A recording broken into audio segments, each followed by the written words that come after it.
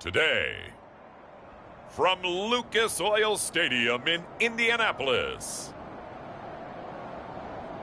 it's Week 10 of the NFL on EA Sports.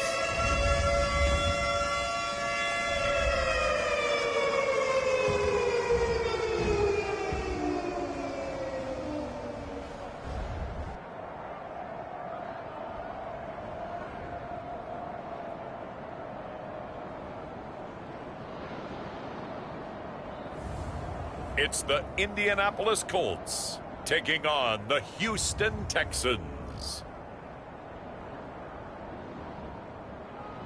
It's the National Football League presented by EA Sports. Today we hit Week 10, and we've got a good one in store between the Houston Texans and the Indianapolis Colts.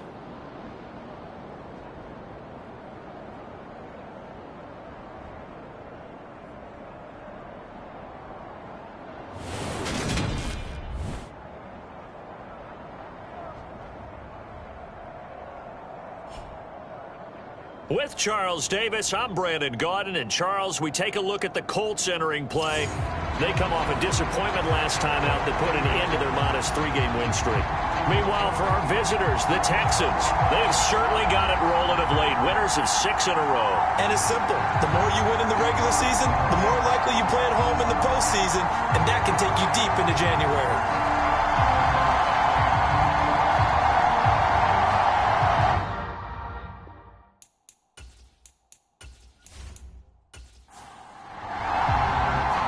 Here now to get us started is Logan Cook, and we are underway here on EA Sports. From the 6, and he's up across the 25.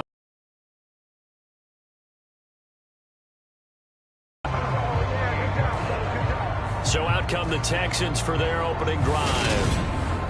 And leading them out there, we get a look at their 6'3" quarterback.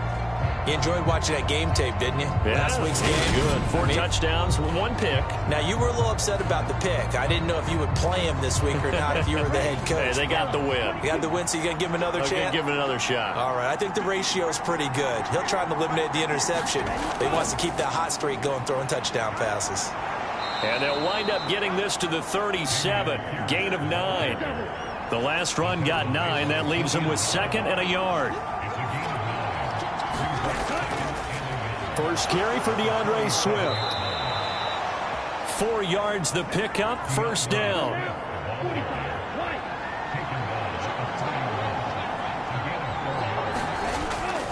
Once again, it's Swift. Give him 5 on the carry there, and it'll be 2nd down.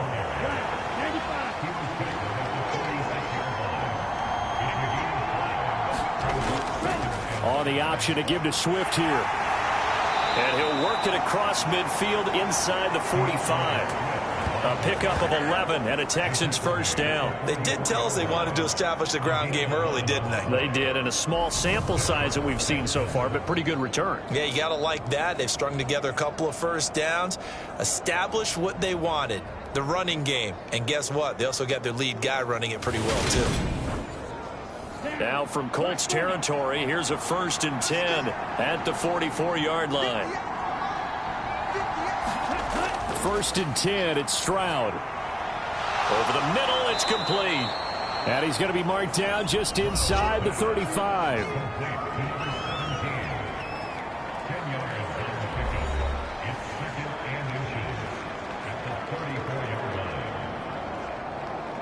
A good position to be in here, 2nd and inches.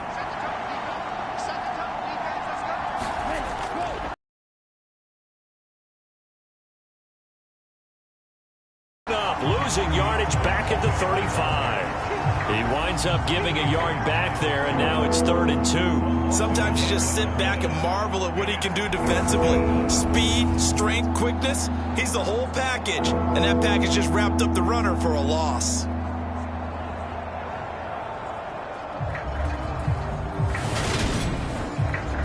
Here comes the 7th play of this opening drive. They've moved it well, but here's 3rd down.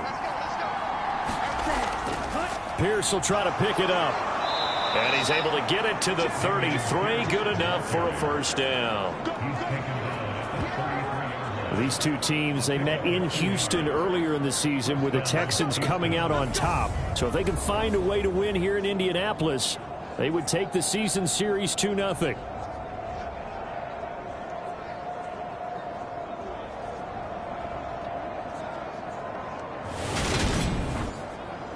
So they'll come up 1st and 10 now from the 33. On 1st down, here's Stroud. Nothing open downfield, so he'll throw it away.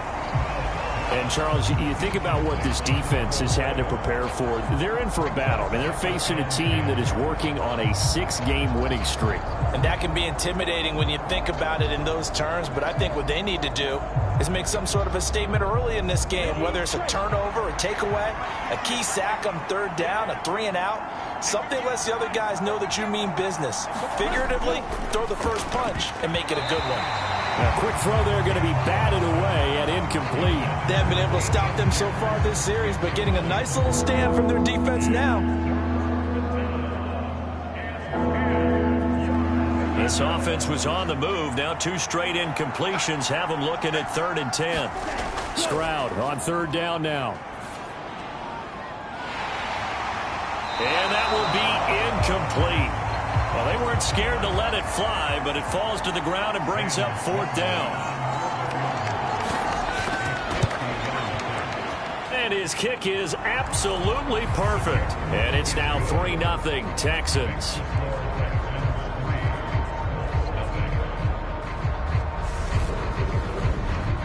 So he's been automatic to this point of the season, and he connects on the field goal there. And what a luxury it is to have a kicker you can depend upon, partner, because he hasn't missed all year long. Converts on that one as well, and kudos to you. You didn't jinx him. So now the Colts will get their first opportunity with the football. And their quarterback, well, everyone knows he's got height, standing at 6'6". Well, his ratio was good last week. Most quarterbacks are really excited about a 3-to-1 ratio, but it's flipped in the wrong direction. He threw 3 interceptions, not touchdown passes, and he only had the 1 TD pass in that game. So he's trying to turn that around and find a way for his team to win.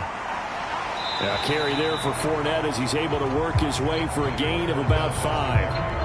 Well, this defense for the Texans, they were excellent a week ago in the win over Pittsburgh. And what I saw on film was a nearly unstoppable pass rush. 5 sacks last week, plenty of hurries given up. So now what do you do on offense? You just max protect, keep everyone in and run the ball, or maybe just 1 or 2 receiver routes in order to try and keep your quarterback up. And he gets this up across the 35 before he's out of bounds.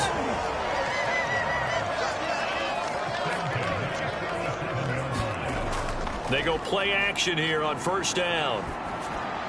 They'll swing this out to Fournette. And this winds up a gain of 4 to the 41. The Colts at 4-5, a game under 500. Charles, they were losers last time out. What do you think they need to do differently here? Well, I don't think it needs to be as drastic as burning up last week's game tape or not watching it, but the attitude has to be what's done is done. Let's move on. Put that one behind them galvanize themselves, and go forward and get a win in this one. 2 yards the gain there, and now they're left with a third and about 4 for a first. In search of 4 yards here to pick up the first down. From the gun on third down, Shields. And they'll get him down on the other side of midfield. I think that's a big pickup for a first down, because when you run a drag route against zone, you're sometimes asking for trouble because you might run into a defender. Yeah, well, there they ran into a first down, executed it to perfection.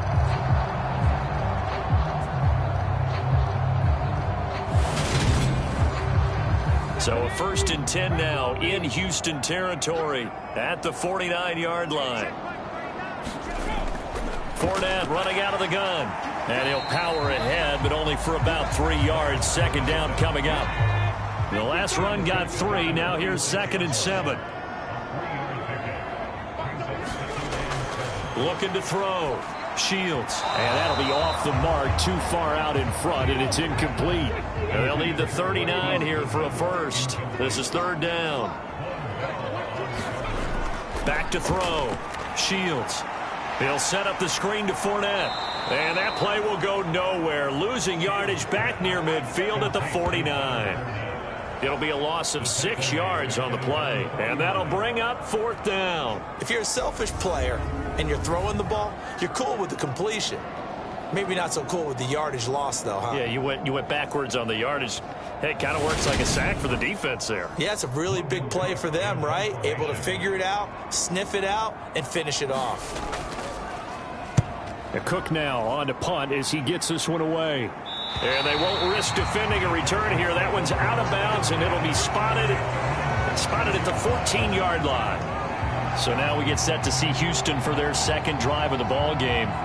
Just the one misstep for them in the first half of the season. 7-1 is the record at the midway point. And in terms of whatever power rankings you want to go by, they're at or near the top of the list in terms of best teams in the National Football League. And for me, in my little bit of rankings here, I've got them at the top. I know there's still 2 months to go, and we've seen teams get off to hot starts and then fade away due to injuries or the schedule or whatever. But unless there are a rash of injuries on this team, I'd be surprised if they aren't a 1st or a 2nd seed come playoff time. Dancing to, and he's going to go down right near the goal line. The officials look at each other. They're going to mark him at the 1-yard line. Myles Garrett in there to get him, and that is sack number 6 now for him on the year. As I was watching the play unfold, my eyes immediately went to the referee because I wanted to see, was he going to put those 2 hands over? You're playing with fire when you get sacked that close to the goal line. They'd like to avoid punting from their own end zone so they could use something here on 3rd down. On 3rd down, here's Pierce. And they'll get him down right at around the 11-yard line. They do get 10 back, but still a ways to go on 4th. This offense really put themselves in a tough spot on 1st and 2nd down, and needing long yardage to try and pick up a first down, and they ended up getting a great run. Explosive, picked up nice yardage.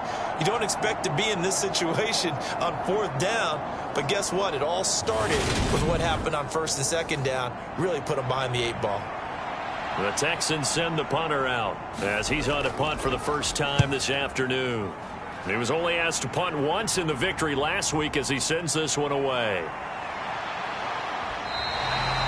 A big kick there. We'll call it 56 yards on the punt. And the Colts will go on offense here, 1st and 10. Second drive coming up here for the Indianapolis Colts. And they dipped a game below 500 following the loss last week. And you get the sense that maybe this team's at a little bit of a crossroads here. Yeah, I think that's a really good way to put it, because what's that old malaprop? If you come to a fork in the road, take it. Because this crew, they're losing ground fast. They've got to start winning some ball games. And the good teams, they're starting to separate themselves, and these guys are being left behind. Fournette once more on 2nd down. And he's across the 40, 3 extra yards to the 43. So they just need 1 yard here to pick up the first down. On 3rd and short, they'll try and pick it up through the air. And they're going to get this up to midfield. We've seen quite a bit of the short passing game here early on 1st quarter, haven't we? We have, and And I think it works a couple of ways for this team because, number one, you throw the short game until they stop it. And if they're not going to stop it, you keep throwing it, and occasionally you'll break a tackle and turn it into a bigger game. Also, if they start to creep up, start to pressure receivers, now you go over the top, take it deep, and now you get some of those big shots downfield. Fournette, a first down carry. A gain of 3, second down.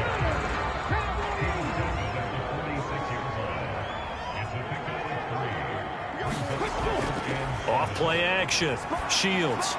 On the crossing route, he hits his man, Amari Cooper. And he's going to be taken down with another first down as the stop's made at the Texans' 35. And, Charles, you see the numbers for Amari Cooper last week. 6 catches, 109 yards. And I get the feeling that he loves this matchup. I mean, the unit he's going against is in the bottom half of the league against the pass. He had to have circled this one on the schedule and said to himself, this should be a big game. And he'll be taken down at about the 22-yard line.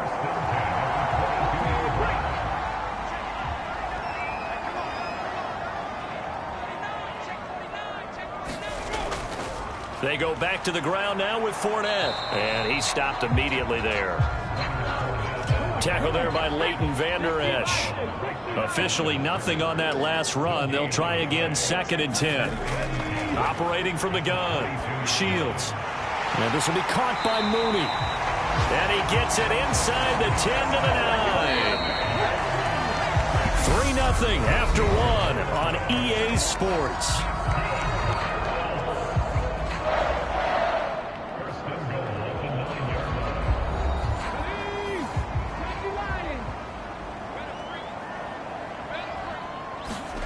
Looking to throw. Shields. And he's going to go down. Sacked right around the 17. A big loss there of about 7 yards on 1st and goal, so now it's 2nd down. For a rookie first-rounder, he's made a huge impact on this defense, but that tells me that they had a plan for him when they drafted him. Just turn him loose, do what you do best, go get the quarterback. First down, a bit of a disaster, and now on 2nd and goal, back even further. Back to throw. Shields. To the left side and complete for Amari Cooper. 5 yards that time on the completion, and now it's 3rd and goal. Looking to throw. Shields. And probably the wise decision there. No one open. He just throws it away. And that keeps the field goal on the table as it's 4th down. And Gay knocks this one through. And that will tie us at 3-3.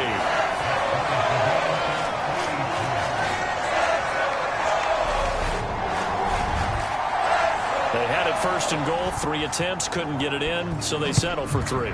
Yeah, the field tends to shrink a little bit the closer you get to the goal line, doesn't it? It doesn't sound right. It sounds a little counterintuitive. But you run out of space to run the deep routes, so they can just sit on the shorter stuff if you're going to throw it. If you want to run it, there's just not as much space. They end up having to take 3 there. And the Texans set to come onto the field. And it's only November, but the playoffs, we know how it works. They'll be here before you know it. If it ended today, they would be the #1 seed. And that's a great spot to be in, but I love the phrase, if it ended today. And I'll guarantee you, that's what they've discussed in their locker room, in their meeting rooms. Yeah, we know where we'd be if it ended today, but we also know it's not ending today. Right. So they've got to continue to play the type of ball that put them in the spot where they're #1 in their conference. That was a terrific play, causing a loss. As a middle linebacker, simple. You can either fill holes or you can attack them, as he did there.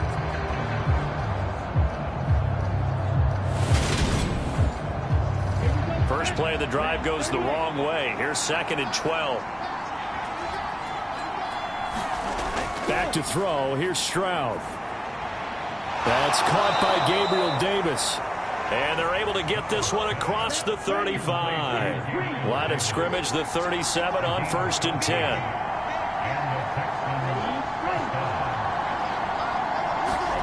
Play action. Here's Stroud. Man open, that's complete to Dalton Schultz. And he'll have it past midfield almost to the 40 before being taken down. A good pickup there, a 22. When you get a big tight end like this, sometimes it takes more than one man to bring him down. Oftentimes, your best bet, just jump on and hold on and wait for your teammates to arrive to help get him on the ground. This offense finding its legs now. Here's another 1st and 10. Stroud now on 1st and 10. And he'll be brought down by the Colts. Michael Pierce, in all of his 340-pound glory, gets the sack. Now that was a passer's nightmare. The front door totally shut down by the defense, so he kept going backwards, hoping to find another avenue of escape. It didn't exist. Now then, after the sack, it'll be interesting to see what they have planned for 2nd and 23. The 2nd down throw now from Stroud. His throw incomplete. The Texans on 3rd down. Just 1 for 3 thus far. This will be 3rd and forever. Stroud here on 3rd and long. He'll get this one complete to Davis. And he's going to be taken down right at the 40-yard line. Seems as if the passing attack's starting to heat up a little bit here in the 2nd quarter. You can sense and you can see the momentum, because now they're reading their patterns downfield, they're understanding the coverages, and they're finding the open holes in the defense.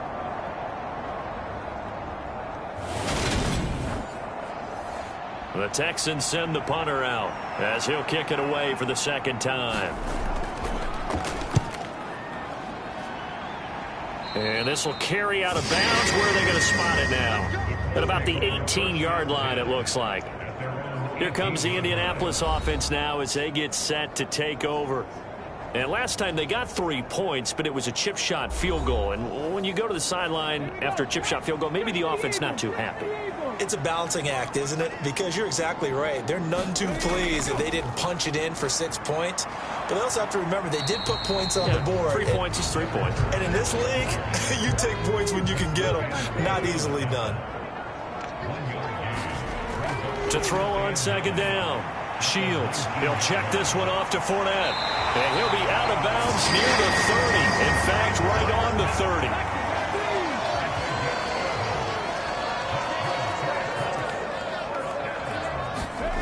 On 1st down, Shields locates Mooney on the out route.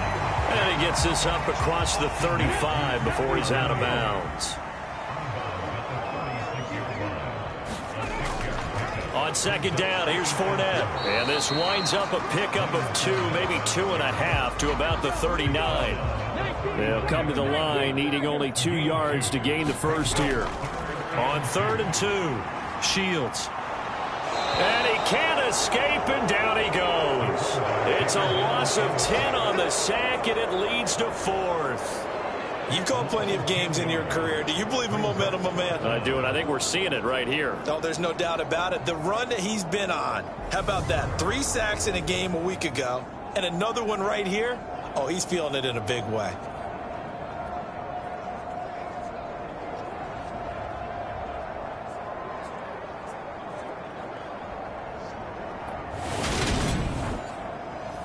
On 4th down, on is Logan Cook to punt.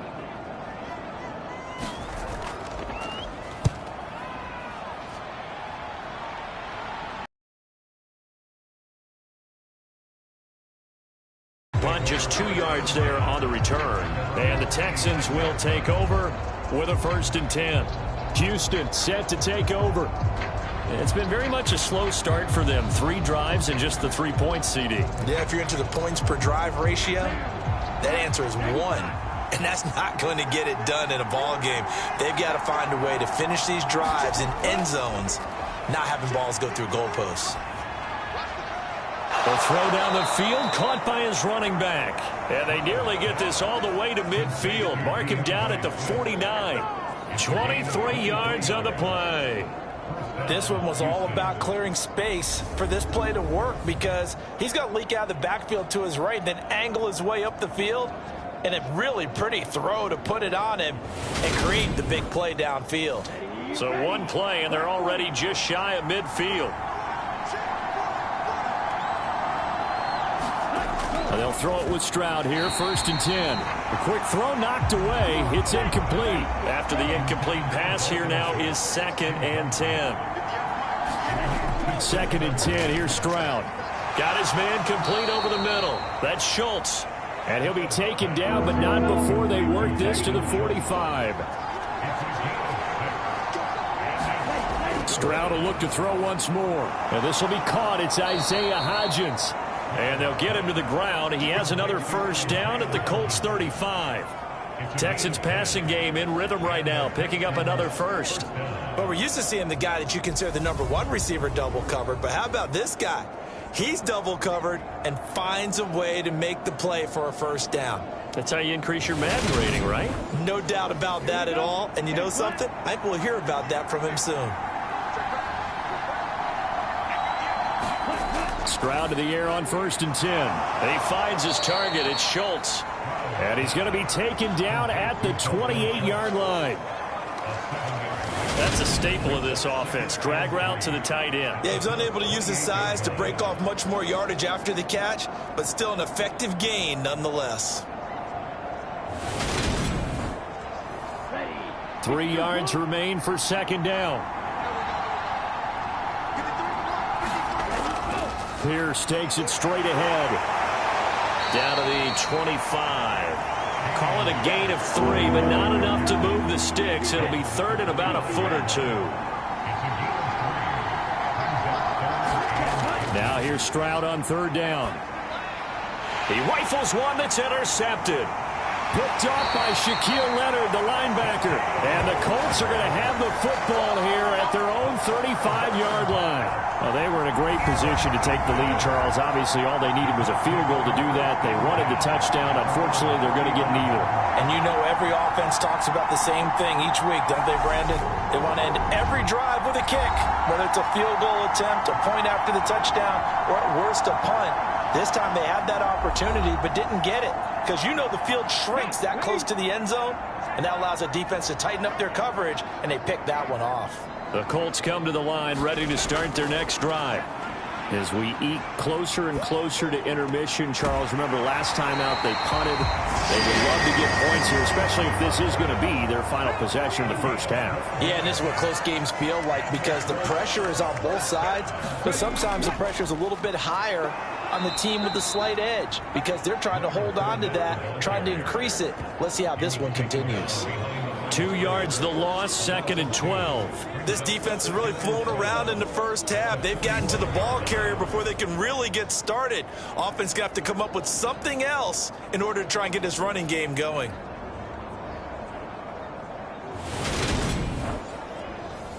So the 1st down run lost a couple. Now they come up 2nd and 12.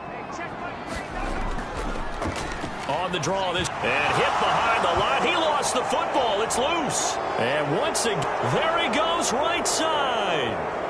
And they will bring this one back. A fumble return for a Texans touchdown.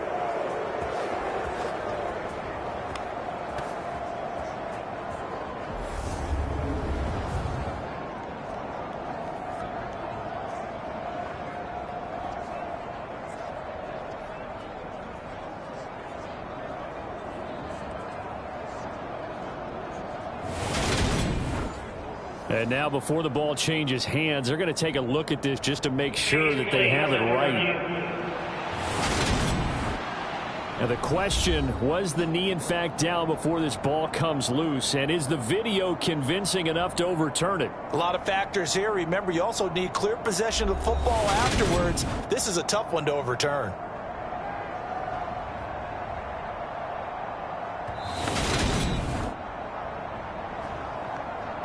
So that one overturned. They say the knee was down, and that will not be ruled a fumble.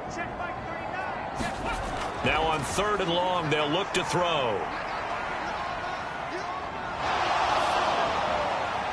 And incomplete. He had nowhere to throw, so he just tossed it away. But that brings up 4th. He's been a busy man here in this 1st half as he gets it away. Oh, and what a play on special teams here. This is going to be down inside the 5, all the way down at the 2-yard line. And he's got to be fired up about that effort. I don't think he could have walked down and placed it any better than where he ended up putting the football. That's excellent. Out comes the Houston offense as they get set to take over here. As the offense comes out here, Charles, remember they threw the interception last time out, but they were moving the football down the field. Looked like they were going to have a sustained drive that ended in points, but then the pick ensued. And because of that, there's no way you can call the last drive a success. Yes, there are things to build on because they found some play calls at work. Now, they've got to build another drive and find a way to avoid the turnover the Plague did on the last one. He'll find Gabriel Davis. 7 yards there and a first down.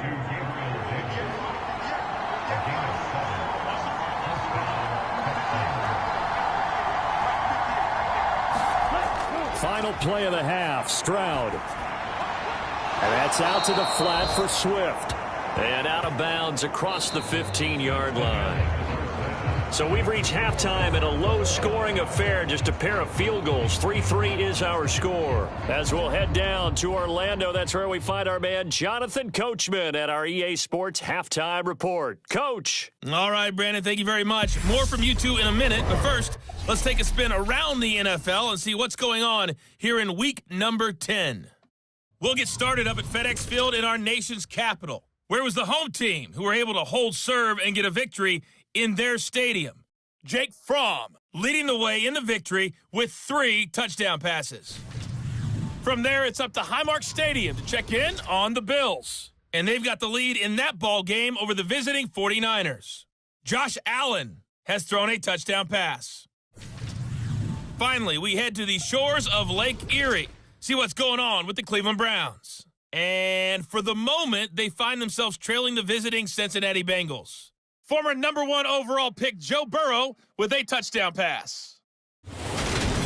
Meanwhile, in our game, it's been as tight as we expected, all tied through one half of play. For the call of the second half, let's get it back to Brandon Gaudin and Charles Davis.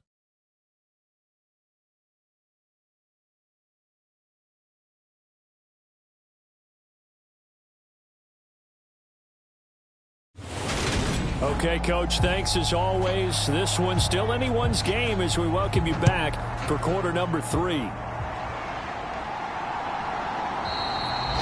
no thought to bring this one out. He'll just go down to a knee, and they'll take over at the 25. Well, the Colts ready to go to work to start the third quarter.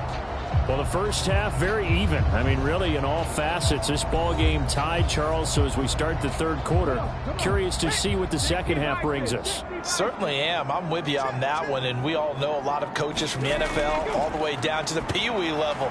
They love to spin it to their teams. Hey, we're starting a brand new, shorter ball game. It's all even. Let's go out and seize it. This is ours. To think about what you wanted to do to start the second half, they came out with a big one. Does that not beg the question? What was happening in the other locker room at halftime? Was that the one play they didn't cover as a possibility? Because they just gave up a big, big gain. So the big play moves them all the way across midfield. It's 1st and 10 from the 45. Operating from the gun. Shields. And this will be incomplete. Physical play on the football there, and it's second down. So now 2nd and 10 after the incompletion on first down. Inside handoff now to Fournette. They do get a yard there, but only a yard. Leaves them with 3rd and 9 looming. They'll come to the line here needing 9 yards to pick up the first. On 3rd down, Shields. He's got the connection to Cooper. And he's going to be taken down with another first down as the stop's made at the Texans' 33. Another good reception there. The Colts on the march. I don't know what they talked about at halftime. Whatever it was, it worked. They look like a different team here in the third quarter. Yeah, I doubt that there are very many trash cans that got kicked over, that type of a speech. I think what they did was they analyzed what worked in the first half, what didn't, and figured out a better game plan. Still in search of their first touchdown of the game, but they're on the move. 1st and 10. Up the gut, Fournette. And a 5-yard gain as he's down inside the 30 to the 28-yard line. The first down run got 5. Here's 2nd and 5. They'll run it again with Fournette. And he'll be brought down inside the 20 at the 19. 9 yards to pick up there, and it's a first down. Getting had a ton of success here so far, but you get the feeling that he might be on the verge of popping one. Yeah, even on that one, there was a little bit of a hole, but it closed there quickly at the end.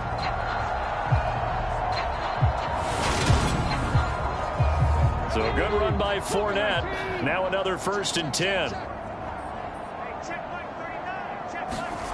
From the red zone now, they'll look to throw. Throwing the out route incomplete. That's Goodwin.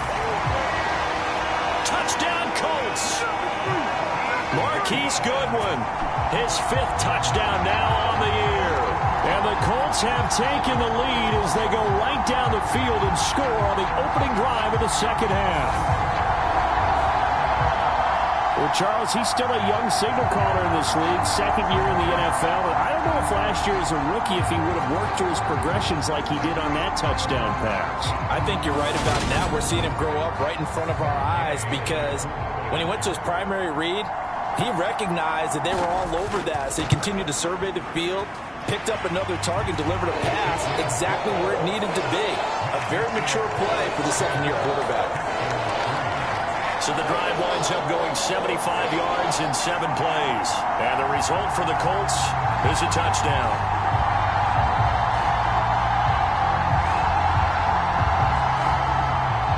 After the touchdown, Cook now to kick this one away. From the 6.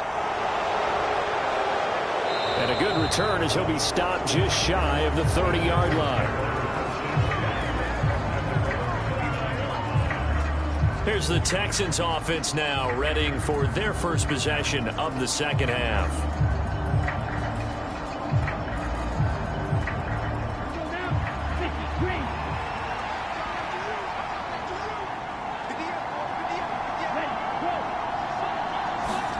Play action. Stroud now. Nowhere to go here. He lost the football. But fortunately, he's able to recover his own fumble, and that could have been trouble.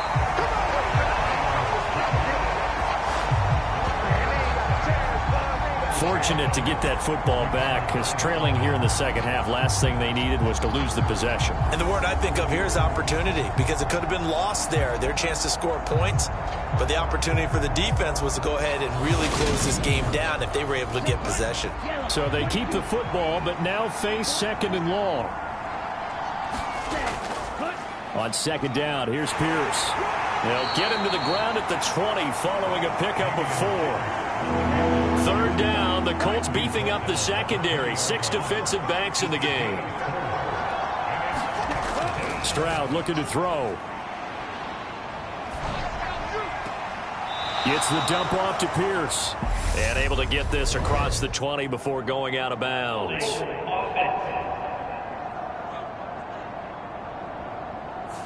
So instead of giving them another 3rd down, they'll decline it, brings up 4. Now that's smart football right there. You don't even have to really spend a lot of time considering it. Just know that you're probably going to get the ball back. Good job declining that penalty. Pulled in at the 24. It'll wind up being a net of 41. 9-yard return, 50 on the punt. And they will take over 1st and 10. So here are the Colts to take over. They were losers to Philadelphia a week ago. Now they find themselves in the lead as they start this drive. From the 34 now, here's 1st and 10. They'll start out on the ground. It's Leonard Fournette. And he'll power his way forward for about 4 yards there on the 1st down carry. Following the pickup of 4, here's 2nd and 6. Fournette on the counter. And he'll get up near the 45. They'll spot it at the 44.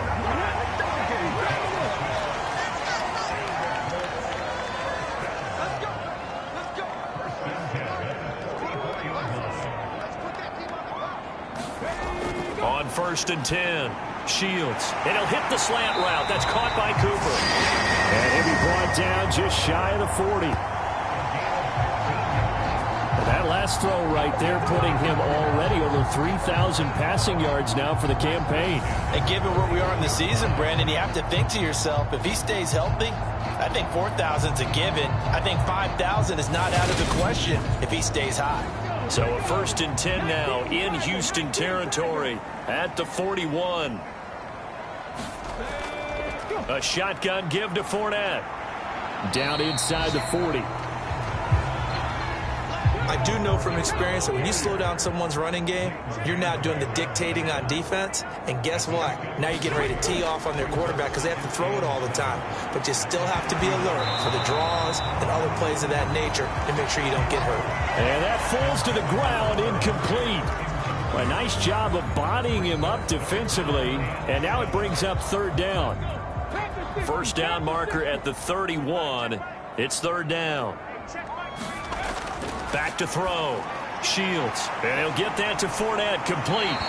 And he is going to have a Colts 1st down as they're able to get the 3rd down conversion. Well, they certainly had success throughout this contest, getting him the ball in the passing game, and there he picks up another 1st down. Whatever they saw going into this one, they've been able to capitalize on it, and no adjustment has been made to take it away.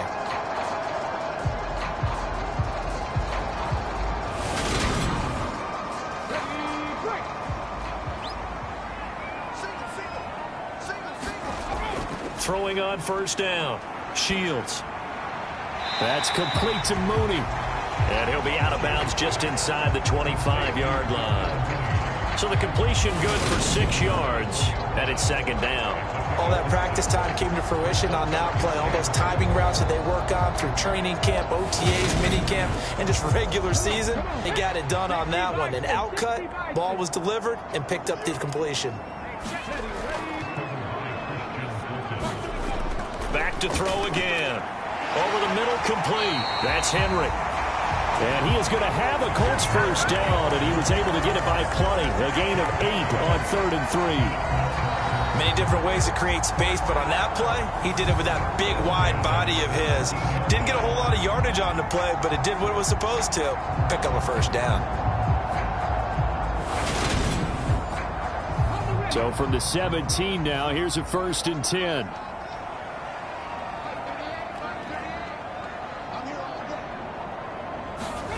From the red zone now, they'll look to throw. And he just throws this one away. Smart decision here this close to the end zone, and it brings up 2nd down. They'll stick with the passing game as he looks to throw. And this time he's got the hook up. It's complete. And he'll get 7 yards from the 17 to the 10 before he's taken down. They'll look to throw again. And probably the wise decision there. No one open. He just throws it away. And that keeps the field goal on the table as it's 4th down. Gay's kick is good. And they will stretch their lead to 10 now at 13-3.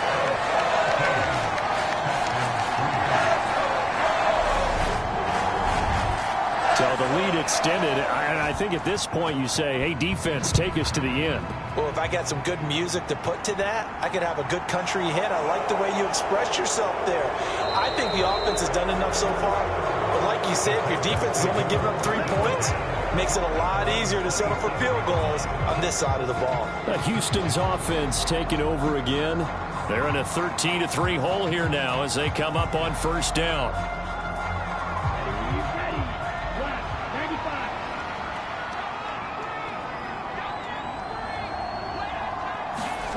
Stroud to Pierce. They set up the screen. And he'll be brought down right around the 37. A good gain on 1st. Has him set up with 2nd and just a couple of inches now from the 29. Now Stroud.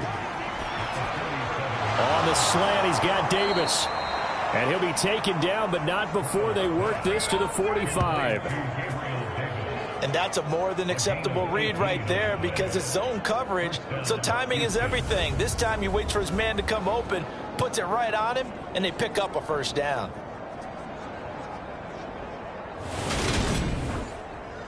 Now from Colts territory, here's a 1st and 10 at the 45-yard line. And Stroud now to throw. They'll try and set up the screen to Swift. And they're going to get this to about the 44-yard line. 2nd and 9 from the 44.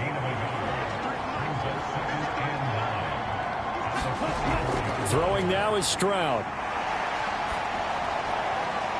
And that one complete to Hodgins. Call it a gain of 6 on the play, and that's going to bring up 3rd and 2. Stroud now on 3rd and 2. He finds his man, complete. That's Schultz. And he is going to have a Texans 1st down as they're able to get the 3rd down conversion.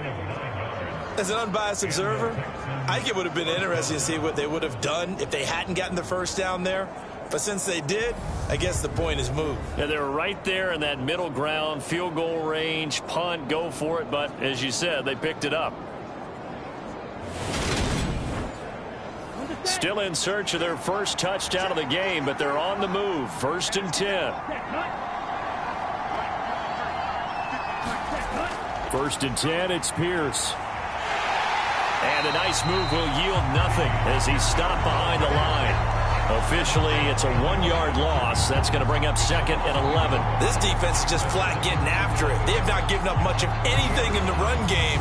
Case in point right there.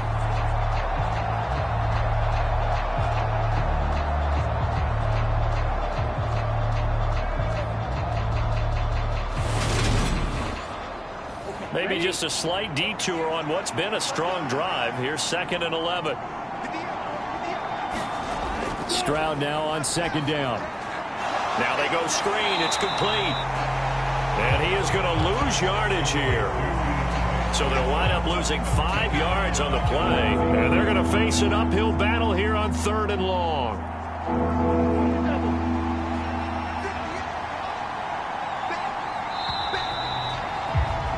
And they're not going to get to the line to run another play. So we will switch ends as the 3rd quarter has come to a close.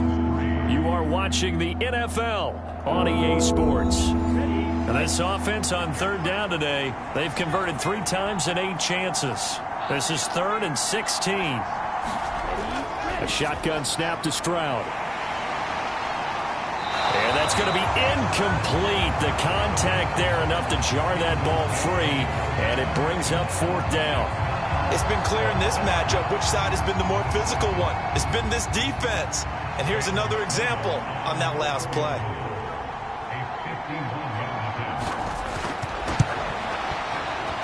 And this kick is not going to be close. It's well short, well right to boot, and they will not cut into that 10-point lead.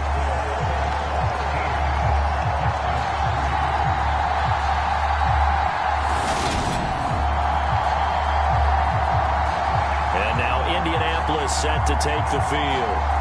Well, there are 2 scores on the plus side. Still time here in this 4th quarter, but maybe you start thinking about playing keep away? Yeah, I think here's the situation. You're not thinking touchdowns anymore. You're just thinking 1st downs. To keep up with your theme there, playing keep away, 1st downs, they can't touch the ball. And he's going to get a solid gain of 9 before being brought down. 2nd and right at a yard. From the midfield stripe, they'll look to throw. They'll set up the screen to Fournette. Room here to run. Oh, Fournette loses it. It's out.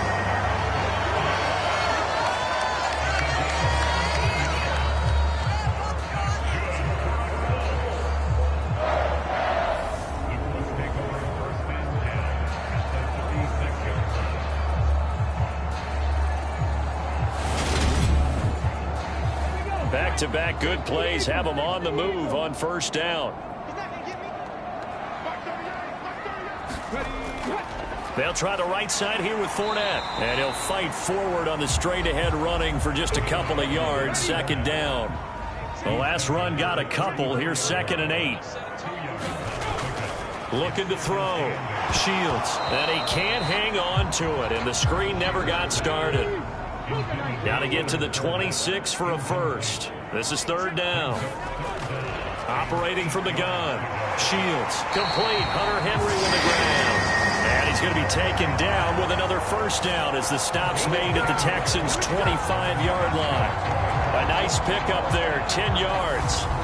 Well, I'm sure he likes this performance a little bit better than last week. He had the 3 interceptions here, none in the fourth quarter, and he's got his guys in front. Guaranteed he put in a tremendous amount of work this week, but maybe the matchup is just better for him. Sometimes it just doesn't work out. It's almost like those golfers. Certain courses fit their eye, and they like what they see, and other courses, as soon as they tee it up, they know they have no shot. Maybe that's the difference for him. Last week, no.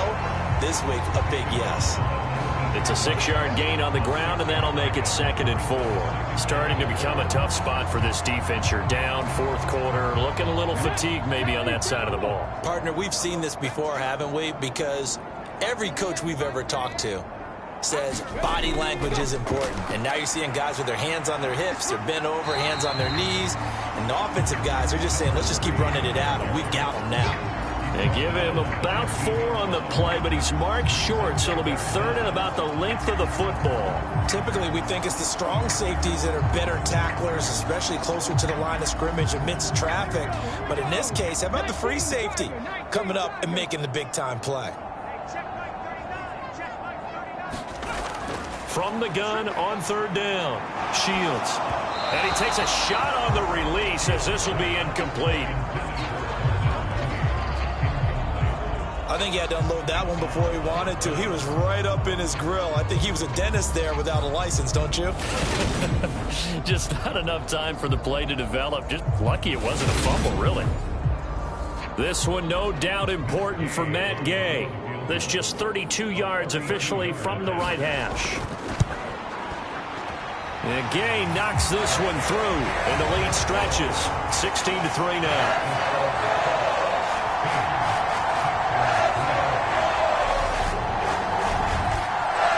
So that maybe not a knockout blow, but I suppose certainly every little bit helps when you're trying to salt one away in the fourth. Well, the possibility of being beaten by 2 late touchdowns or at least sent to overtime does exist. But time, definitely a big factor at this stage of the game, is in their favor. And the football going back over now to the Houston Texans. And the way their last drive ended, boy, it was frustrating. They had a pretty good drive going. It was sustained, and then it stalled out, Charles, and they missed the field goal and got nothing out of it. Is that insult to injury? Because they had such a sustained drive, as you noted. So you know for the head coach, it almost felt like a little bit of failure to send out the field goal unit and then to not even see the ball go through the post. What a bummer on that last drive for them. Got to pick themselves up from that one.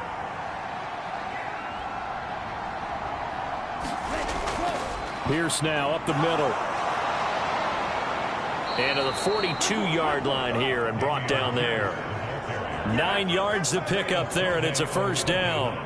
Now, yes, a 2-possession game, but a good chunk of time on the clock, so they have the ability still there to run it on 2nd and short, but maybe they need to pick it up a bit. You're right. They did pick up the first down there, but they, as you mentioned, they have to pick up the pace now because it's a 2-possession game. They've got to get there twice to make sure they have a chance to win.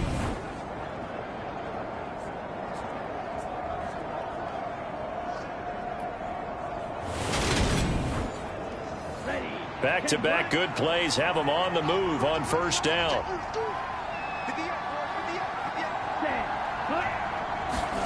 On first down, here's Stroud. And I think the ball's out. And this is going to get out of bounds, so they will gain a bit of yardage on the play, actually, and they'll hold on to the football as well. Offensively, they're just not playing a very clean football game right now. This deficit, there's a fumble. Good news for them, at least. That went out of bounds. You're exactly right. And as they breathe a sigh of relief, you know they're looking at the scoreboard, thinking to themselves, if we turn it over there, things can really get rough for us trying to make a comeback in this game.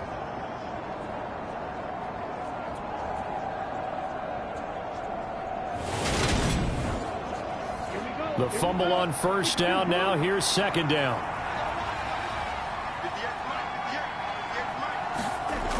Here's Stroud, and it's incomplete. The coverage keyed in on him since that last completion his way. He earned a little more attention on that route, and that made it a lot tougher to get a clean throw his way. So the failure to connect on second down, that leaves him staring up here at a 3rd and 8. Stroud on third down now. And that one's going to be knocked away and incomplete. I think it's safe to say that he's made some questionable decisions out there so far. Forced some throws into tight coverage. He's already been picked off in this game. 4th down now. He was fortunate on that one not to have another turnover on his ledger. 4th down, 4th quarter. Here's Stroud. And it's incomplete. They cannot convert, and they turn it over. The Texans tried it, but they come up empty here on 4th. And the Colts are going to get the football in outstanding field position. So they really needed points here in a 2-score game. Could not come away with anything there on 4th. And while we know they're a little bit discouraged here, they can't check out of this game. You and I have called a good number of games over the course of our career where we've seen these types of situations. Teams get the ball back, and that miracle does occur. So they can't let that dream go just yet. They have to get stout on defense here. Yeah, right now really hoping for a turnover. Quick throw knocked away and incomplete. The quarterback got away with one there. Looked like he was in line for a pick, but instead it's knocked harmlessly to the turf. So 2nd down, still 10 yards to go. Ball on the 43. Throwing again. Shields. And now look at this. Big gain, but a fumble. And the Texans scoop it. And he'll get this back to the 32-yard line. Partner, that one looked like it was over. I mean, they had control, had the football, and the defense had to make a play in order to keep them in the game. That's exactly what they did. And now that door ajar, 2-score game, so hold on here, not done in the 4th. And now out comes Houston. They trail by 2 scores in the 4th, and their defense did its job getting the fumble recovery. And time to see what this offense has left in the tank. On the ground, it's Swift to start the drive. And he'll manage to pick up about 4 at 2nd down.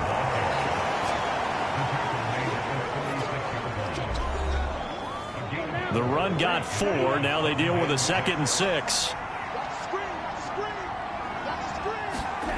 Back to throw. Here's Stroud. Quick hitter here. It's complete. And he's going to be taken down right at the line. The Texans on 3rd down. They're hitting at just 30%, 3 for 10. This will be 3rd and 6. Stroud to throw it.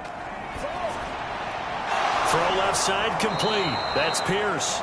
And they've got it well across midfield down to the 40 before it's all said and done.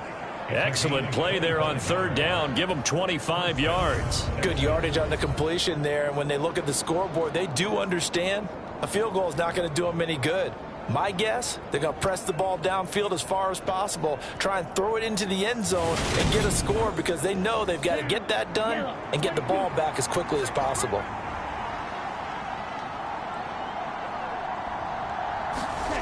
First and 10, it's Stroud. Got his man complete over the middle. It's Schultz. And they'll work this down inside the 30. Now, correct me if I'm wrong. You're down 2 scores. I don't think you need to rush just yet, but you can't take your time either. Yeah, even if you don't want to commit to full 2-minute offense, you have to up the tempo, up the urgency. Maybe you're starting to call 2 plays in a huddle each time you snap the ball. Here goes Stroud again. And that went too far in front. He couldn't reel it in. It's incomplete. So after the incompletion on 1st, now 2nd and 10. On 2nd down, it's Stroud. Now they set up the screen. That's complete. And he will lose yardage here to the 31-yard line. 2 yards the loss, and now 3rd and 12. I thought that wasn't a bad time to call the screen. I thought late game, down on the scoreboard, had to figure they were expecting a pass downfield. Yeah, so the edge rushers, they're coming. That could have hit big.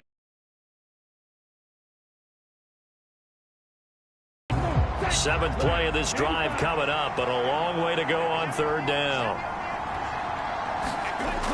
Operating from the gun, Stroud. This one caught by Davis. And he's taken down, but not before reaching the 10-yard line. The 21 yards there as they convert on 3rd. A bit of a catch for him to remember. That's number 400 for his NFL career. Not a bad number at all. So not quite a 1st and goal. It's 1st and 10 from the 10. Again, it's Stroud. That's complete right around the 8. That'll go for a gain of 7, and it'll be second down.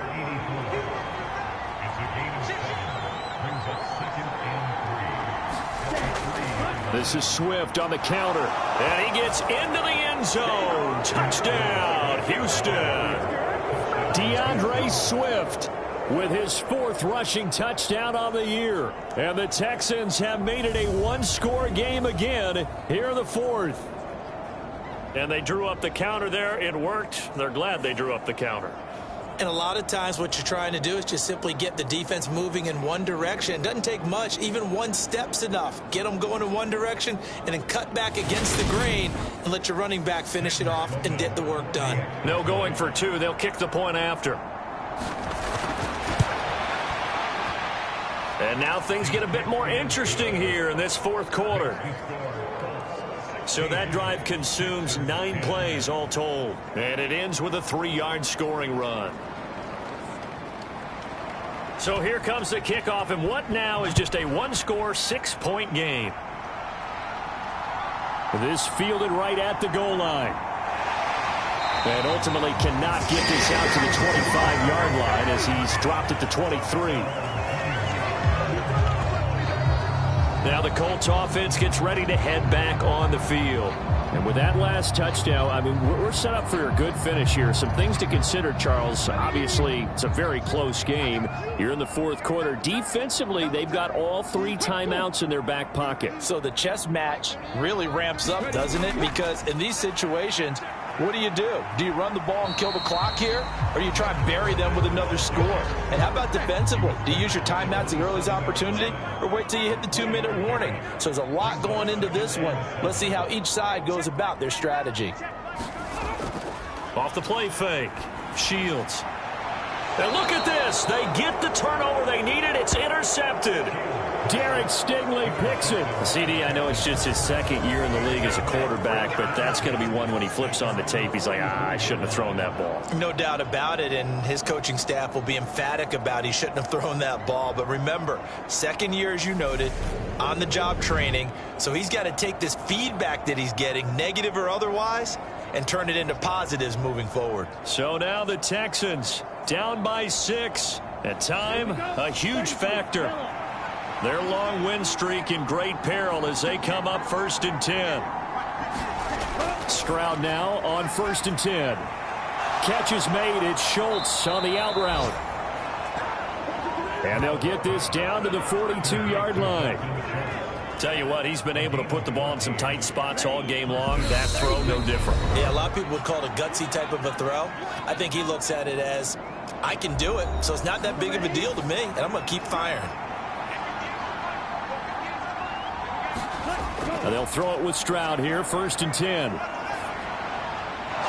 a man over the middle, and it's complete. And they'll wind up getting this one all the way down inside the 20. Stroud to throw it. He finds his man, complete. That's Schultz. And they've got this down to about the 12-yard line. Stroud. They shakes him up, and he can't get a throw off. He's taken down. What a huge play at this point in the game. Now Stroud. He'll drop this one off to Swift. And able to get this down inside the 15, either the 13 or 14 before he's out of bounds. They do get 7 out of that, but not enough to prevent a 4th down. We can make this one pretty simple. Locked up all of his progressions downfield, forced to get it to his running back. But how about the way they ran to the football and knocked him down to force a 4th down?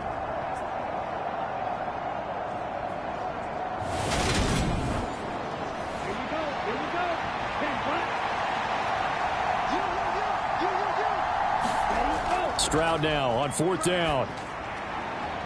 And that is caught. Touchdown. And they're an extra point away from taking the lead here in the final minute. Now they can boot it through on the always important extra point, and then their defense has to hold up their end of the bargain. And there's something that you've pointed out in numerous games that we've worked. Okay, the excitement's going on. Everyone's celebrating over there. Who's calling up the defense to make sure they're focused, because they still have some work to do? Sam Sloman for the PAT.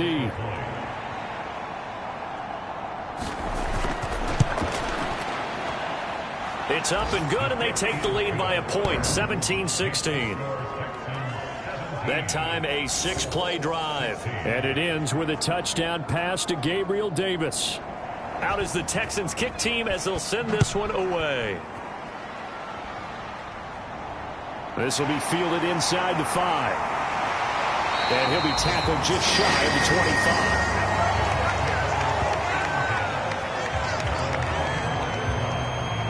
Now it's the Colts' turn, trailing by a point, a little under 50 seconds to go. They've surrendered a double-digit lead, but can rescue themselves late as they come up on first down. Try to shake off the interception. He'll look to throw. A pass underneath for Fournette. And up to the 35 before they're able to knock him down. Back to throw. He's got Mooney, and he's going to have a first down, but he's tackled inbounds up near midfield. The Colts going to use the first of their timeouts as they get it with 26 seconds to go in the football game. Over the middle, and he's got Goodwin complete. Now another timeout called for by the offense. That'll leave them with just one remaining in this fourth quarter of play. They'll look to throw. They'll swing this out to Fournette. And he gets us down inside the 35 before going out of bounds. Line of scrimmage, the 24. This is 2nd and 6. A handoff to Fournette. And not much running room. Down to the 32. Now the offense will burn their third and final timeout. And as the two teams talk it over on their respective sidelines, we take a break. Now the defense going to use the first of their timeouts. That'll leave them with 2 remaining. We'll be back after this. So here we go. Maybe the biggest kick of the game forthcoming. This to almost certainly win the football game. And his kick here is good. And it's celebration time on that sideline as they have taken the lead in the final seconds.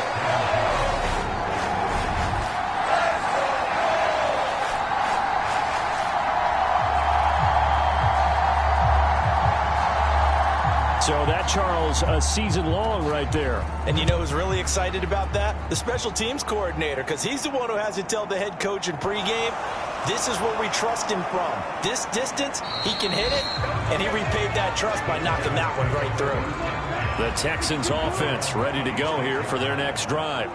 The football changing hands here, and as this offense takes the field, Charles, they'd be fine with more of the same on this upcoming drive. Last time, he forces one there. It's a potential dagger as it's intercepted.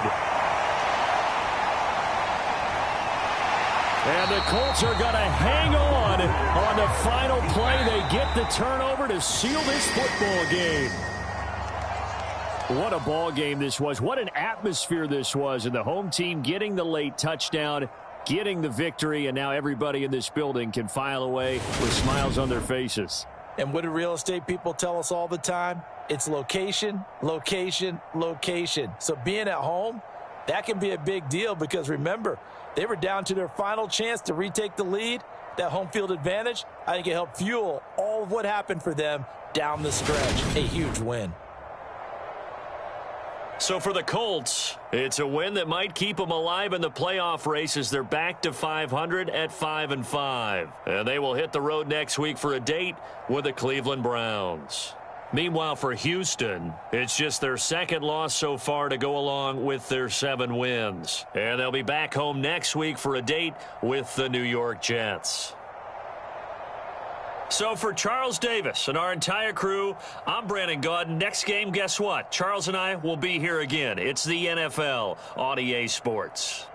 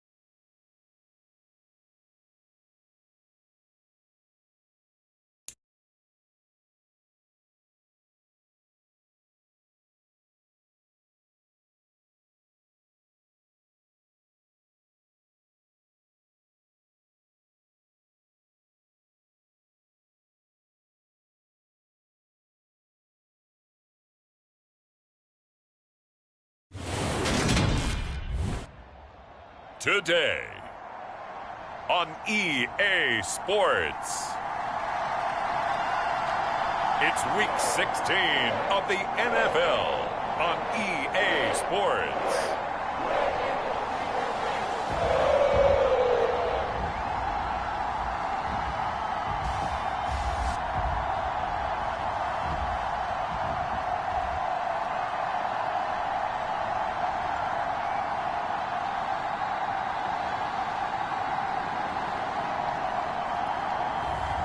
It's the Cincinnati Bengals taking on the London Black Knights.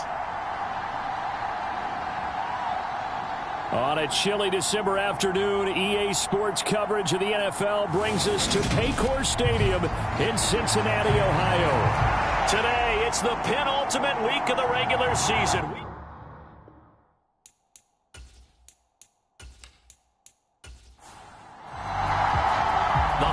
Season is upon us. We've got the gift of the NFL as we're underway here in Week 16. And here comes a return from just beyond the goal line. And he'll be dropped at the 21-yard line, so bringing it out of the end zone proves not a good decision, loses him about 4 yards. Here come the Bengals now to take over. And they'll be led out by their 8th-year quarterback. And he's had a great season so far throwing the football. Very likely could go over 4,000 yards with a good performance here. And even in an age of passing first, that is no small accomplishment.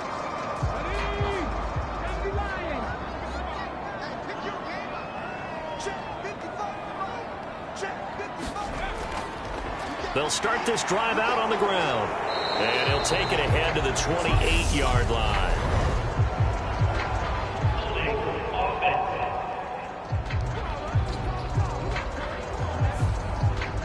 All right, so they got that one, Charles, against the center.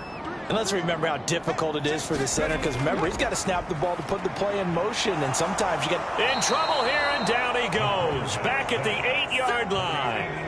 Aiden Hutchinson, he's the one to get him, and that is sack number 7 for him on the year. Well, we knew coming in it was going to be a long afternoon if they weren't able to hold up against this pass rush, huh? What we didn't know was that protection was going to spring a leak on the first play from scrimmage. Got after him right out of the gate. Gotta hope that's not a sign of things to come as they face an early 2nd and long. Another try after the first down sack. Morgan. Oh, that's into double coverage and intercepted.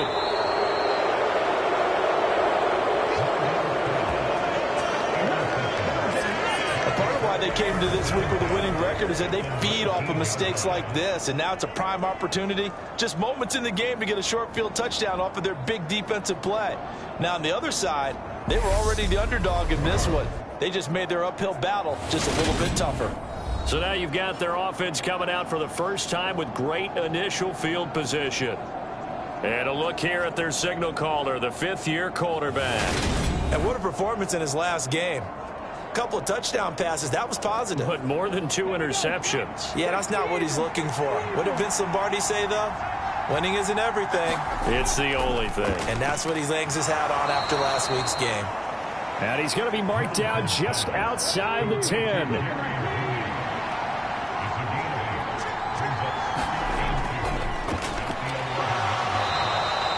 It's a 3-yard pickup, and that sets up a 1st and goal.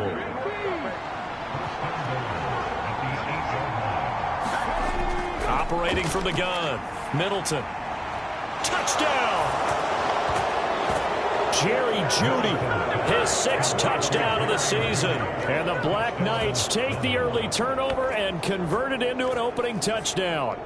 Great field position has to be one of the best friends an offense can have. When you don't have very far to go, you should cash it in with points.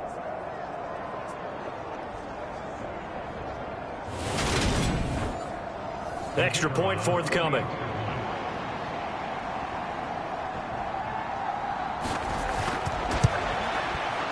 And it's good to make it 7-0. The drive there only spanning 3 plays. And it's capped off by the touchdown run from Jerry Jeudy. The kickoff unit is out on the field, and they will send this one away. Taking it about the 1. And he'll take it a yard or so past the 20, call it the 21.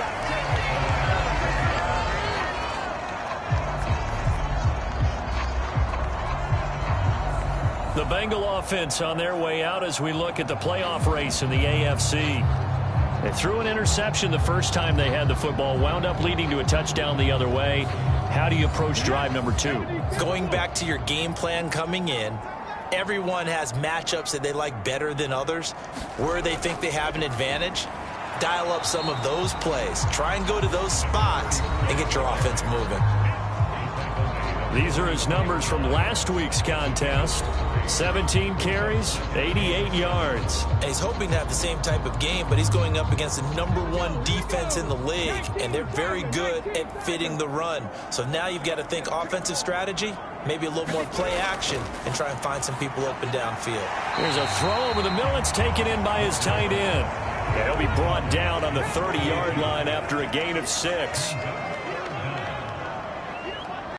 Intercepted. And they're going to set up shop at the 32-yard line. They're certainly not giving much help to their defense, are they? Because for the second time now, that D has had to run back out on the field early after an interception. And remember, on the last drive, the opposing side took it in for 6 after that interception. Back onto the field comes this offense, ready for their second drive. And they'll have good field position here following the interception and a chance to build on their lead as they start with a 1st and 10. From the 32 now, here's 1st and 10. Off play action. Middleton. Over the middle and into the hands of his receiver Moore. And he gets this one inside the 15, just a yard or 2 shy of the 10. Just like that, a pickup of 20 on their first play from scrimmage. Well, as a coach, you absolutely love seeing your offense find their rhythm early, and that's exactly what we've seen so far. They had a touchdown on their opening drive, and now they connect here for another nice gain for a 1st down. This offense is moving the ball well, exactly as he drew it up in practice. On 1st down, Middleton. And it's caught. Touchdown.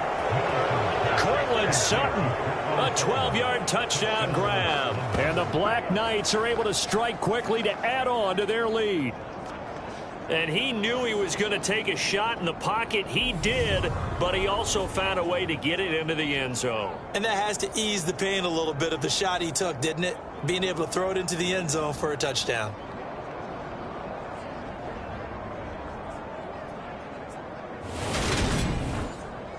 Now they'll line up to kick the extra point.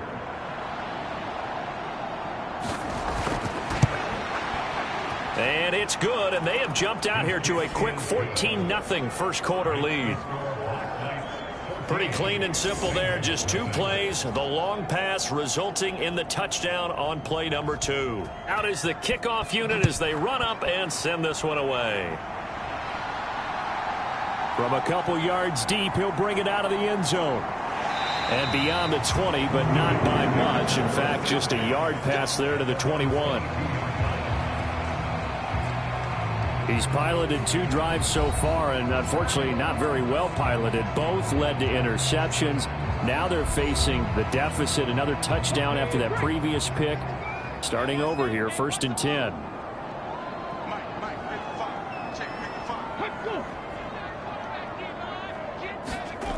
A little jet sweep to start the drive. And he is going to lose yardage here.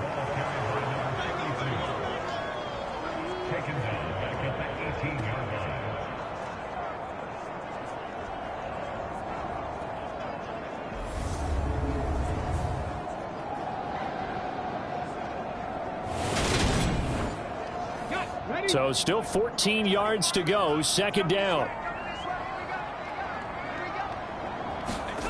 Morgan looks to throw it. That one taken in by T. Higgins. Pitch and catch there, good for 13. And they'll be faced with a 3rd and inches.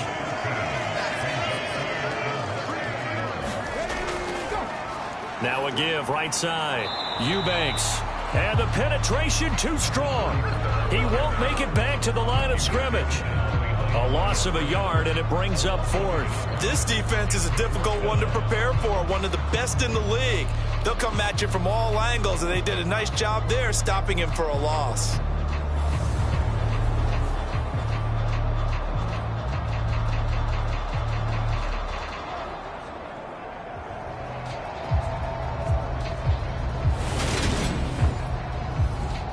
The Bengals bring out their punter now, as he'll come on to kick this one away. He punted 4 times in the loss last week as he gets this one away here. So possession goes over here on the punt, and out will come the offense as they take over. London about set to take over on offense. And they, on paper, Charles, no doubt they have the edge in this one. They are sitting with the AFC elite, and on the other side, they're down toward the bottom of the AFC. But you know what they say, especially at this point in the season, watch out for a trap game. And in doing so, I would take my game plan and condense it. I would rely on my fundamentals, the fact that my players are probably just better, and not try and do too much, do just enough to win the game. And on the other side of the field, I'm doing everything. Every trick play I can think of, every different formation, you name it, I'm throwing it at them in order to try and get the upset win. 4 yards the gain, and it'll bring up a 3rd down. They are in need of 6 yards here if they hope to move the chains. To throw on 3rd down, Middleton. Got a man, and he hits him in stride. And down he goes, but he takes it up to the 40. His first catch, good for 14 there and a 1st down. And that's well executed there on 3rd down. And I love the confidence that they had to let their tight end try and find some space in the middle of the field, right in their quarterback's line of vision. And QBs love to make that easy throw, and they hooked up there for a 1st down. Clock rolling as we hit the midway point of this first quarter. Now a play fake here on 1st down. And a high throw there as this is knocked away, down to the ground and incomplete. So 2nd down and 10. Once again, they'll go from the 40. Again, he'll drop to throw. And he'll be taken down by the Bengal pressure.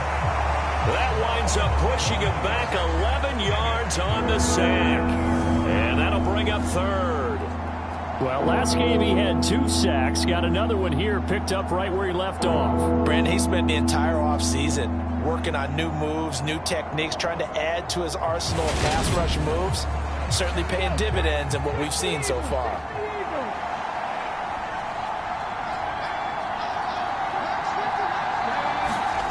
Now on 3rd and long, they'll look to throw. Finding a safety valve here. That's complete. And he'll be out of bounds across the 30-yard line. He did his best to just get 4 out of that, but not enough. And now 4th down. Blake Gillikin on to punt here as he'll send this one away. And the win last week punted 4 times as this one's away. This will be a 41-yard punt, 3 on the return. And the Bengals take over 1st and 10. Now the Cincinnati offense ready to see what they can do here. They've shown precious little here offensively thus far as they try again with a 1st down now.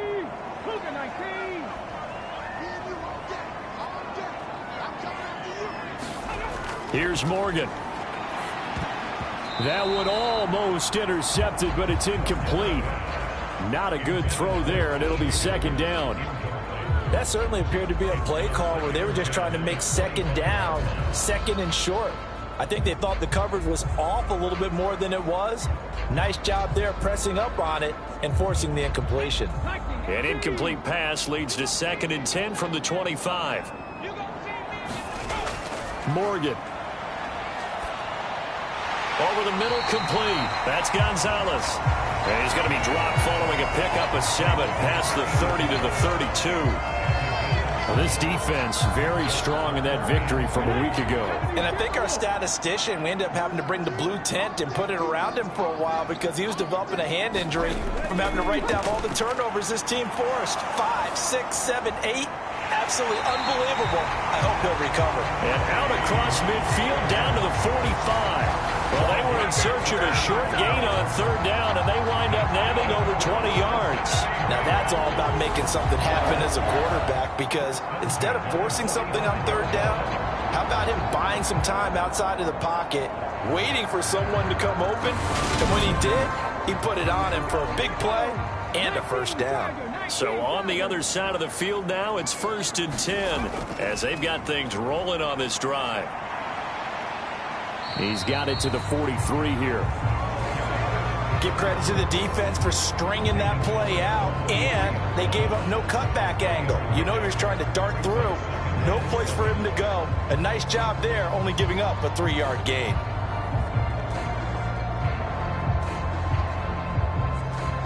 Three yards on that last carry. Here's 2nd and 7.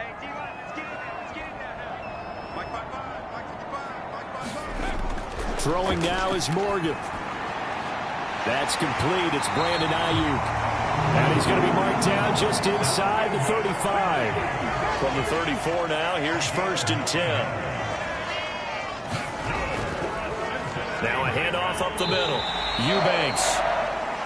5 yards is the tally on 1st down. That brings up 2nd and 5.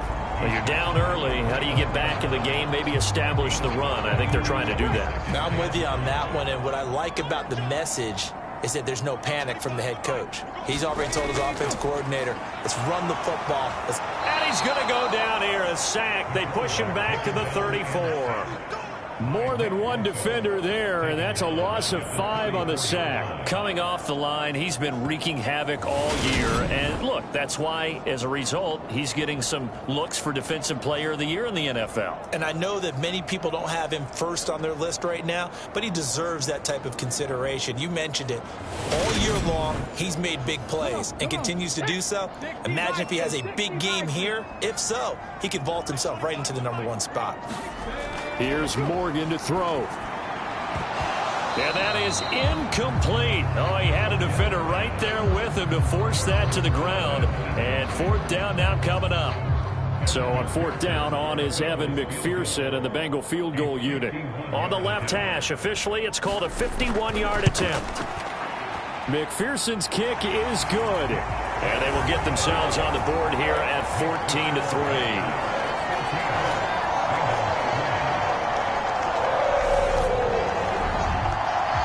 These kickers now, it used to be that a 50-plus yarder was cause for celebration. Now, seemingly automatic. Yeah, isn't it funny? When we prepare for a game, when you look at the backgrounds of these kickers, it's interesting, isn't it, to find out they were all-state quarterbacks, receivers, defensive backs, all-state wrestlers, right? Baseball players. We're finding athletes all along, and now they're just specialists putting it through the posts. London about set to take over on offense. No points last time out. They were forced to punt, if you remember, but no time to dwell on that. They've still got the lead here and a chance to add to that here. 1st and 10 as this new drive starts. They'll start on the ground here on 1st down. And he's going to take this ahead for right around 3 yards, but no more than that. 2nd down.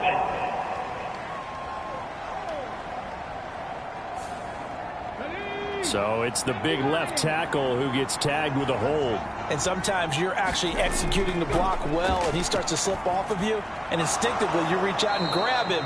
And when it's done like that, it's often seen by the official and called.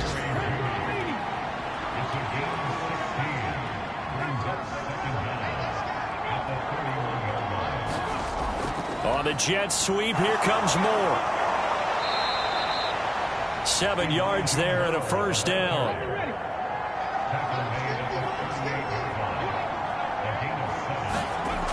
Back to throw. Middleton. Now he'll dump it underneath to his running back. Complete.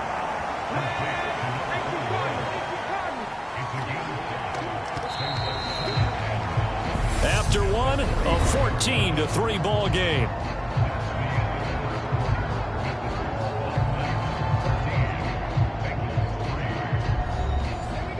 Working with 2nd and 5 now.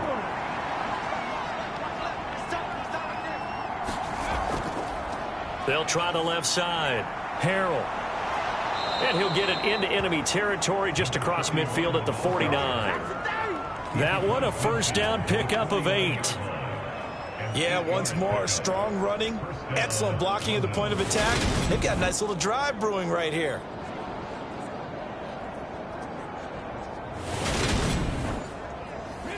So they'll come up in Bengals territory now with a 1st and 10 at the 49-yard line. 3 yards on the pickup there, and it'll be 2nd down.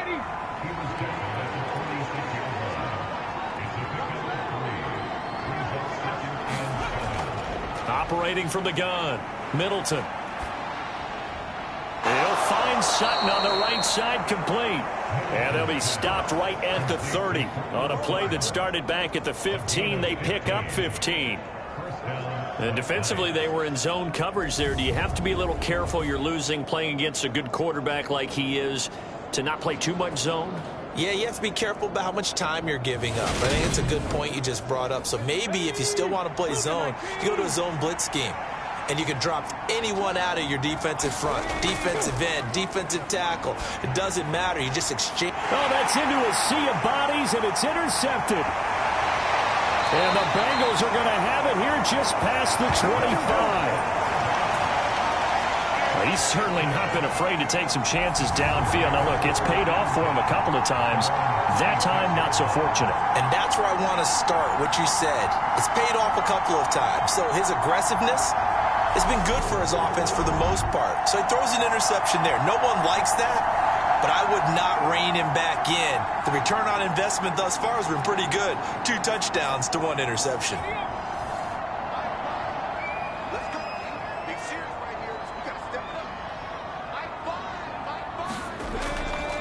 They'll start this drive out on the ground. And not much to speak of. Call it a 1-yard gain up to the 26. The run only got a yard. Here's 2nd and 9. Now Morgan. In trouble, and he's taken down.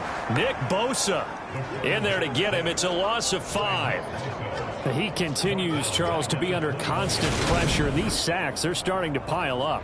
And if they want to have a realistic chance in this one, they've got to change their blocking assignments. They've got to do a better job to keep him upright. If he's going to be on the deck constantly, they've got no chance to win this game. This offense so far on 3rd down, they've only converted once in 4 tries. This will be 3rd and 15. It's a short one here, complete to the tight end. And this will not get close to the 1st down marker as he's brought down at the 26. It'll be a gain of 5, and it'll be 4th down. Brandon, a good idea there on 3rd down. Run a little clear out and hope you can get your receiver the ball coming across the formation. Nice design, but well played defensively, and they stop him well short. The Bengals bring out their punter now as he'll punt it away for the 2nd time. 46 on his first kick, this one in that neighborhood as well. That's taken on the 25. A good work bringing that one back as he picks up about 16 on the return. And it will be 1st and 10 as they take over. London about set to take over on offense. And we'll see if they can bounce back from that last drive. In particular, if they can bounce back at the quarterback position, Charles, after throwing their first interception of the ball game. Yeah, some guys, you know they're going to want to try and get a big play right away and take control back. Others, they're going to want to look to hit a couple shorter passes and get a little momentum back that way. But for the defense, that goal's not changing a bit. They want another pick. You're exactly right about that. In fact, you've got to watch them a little bit because in coverage, they may cut down their gaps a little bit, maybe their splits a little bit in order to try and get to the ball even faster. Now a toss left side into the hands of his tight end.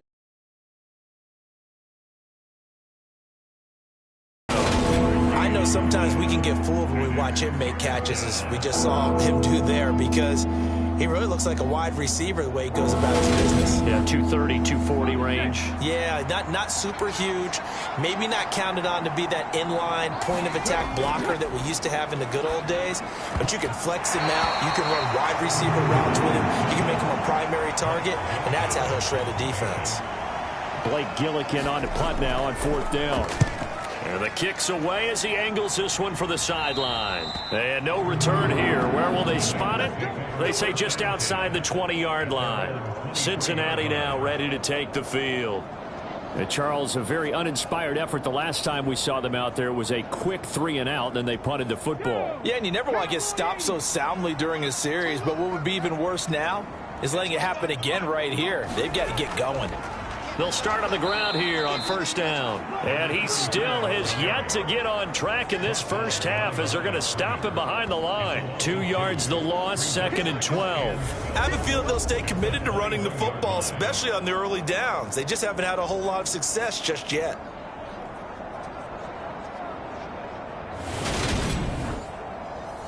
So the opening play of the drive goes backwards. Now they'll come up on 2nd and 12. They'll keep it on the ground. Eubanks. And they'll get to him quickly here as he'll get a yard, just a yard to the 22. Now, right where this set of downs started, they need a full 10 here to pick up the 1st down and move the chains. And that is incomplete. The Bengals bring out their punter now as he's on to kick it away.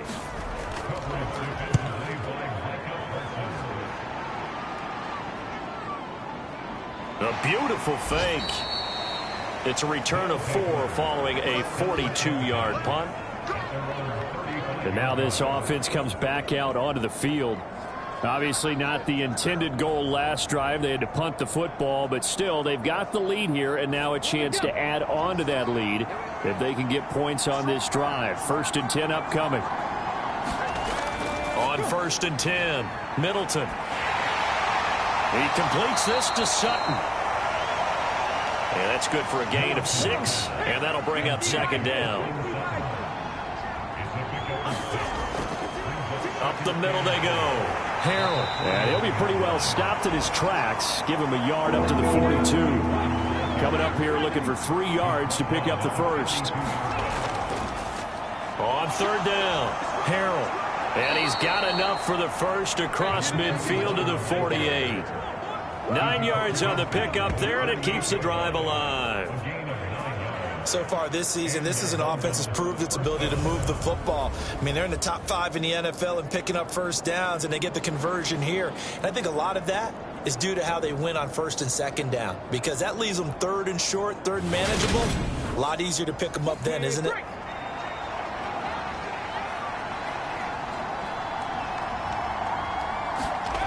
Throwing on 1st down. Middleton. Throw right side is going to be caught by Judy. And they're going to get this to about the 44-yard line.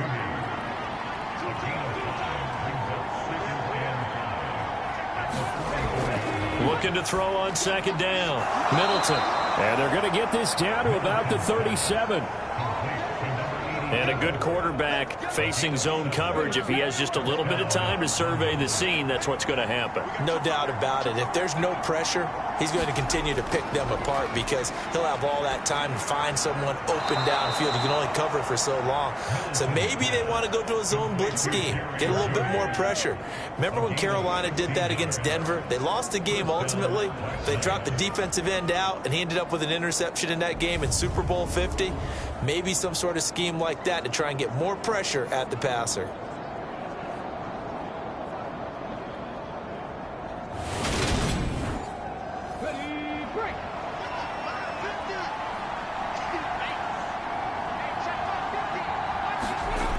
They'll look to throw again. Firing quickly here, and that's complete. And they've got this down to about the 12-yard line.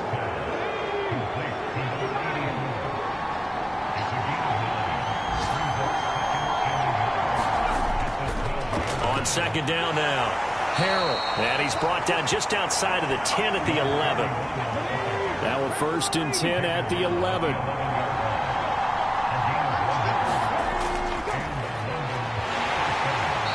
get this one down to about the 10-yard line. Here's 2nd and 9, just a yard on that last run. They run again with Jennings. And a short pickup there down to about the 9. Back-to-back 1-yard runs here, so that leaves them with a 3rd down and 8.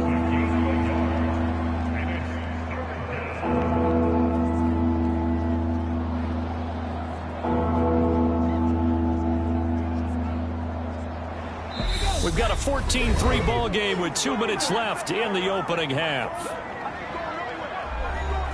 And it looks like we've got a dime set here defensively. 6 DBs in the game. Looking to throw. Middleton. Hard throw. Incomplete.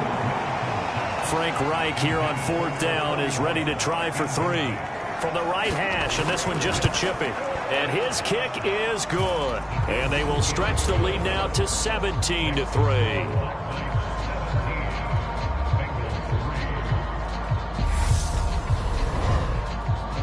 So a nice kick there as they are able to add on to their lead.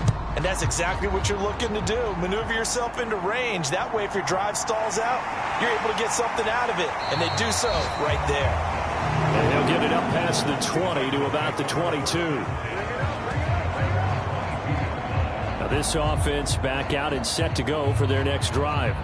These guys definitely hoping for a better showing than their last appearance. They couldn't really even move the football much beyond the shadows of their own goalpost, Charles. We'll see if they can get a better, more sustained drive going here. Yeah, and every team that we ever talk to says the exact same thing. When you start a drive from that deep in your own territory, the goal is a minimum of at least 2 first downs, because even if you have to punt then, you change the field position, right? You flip the field a little bit. They didn't get that done. This time they want to string together a nice drive and help themselves out. Now the defense going to use the first of their timeouts as they'll head to the sideline and talk over what to do next. Throwing from the gun is Morgan. Open man, it's complete to Higgins. And he is going to have a Bengals first down as they're able to get the 3rd down conversion. Escaping the pressure right. And he's going to have to eat this one as down he goes. Sacks a growing theme in this first half. This is 2nd and long. Throwing for his running back, and he's got him complete. Now the Bengals going to use the first of their timeouts as the clock's going to stop with 47 seconds to go in half number 1.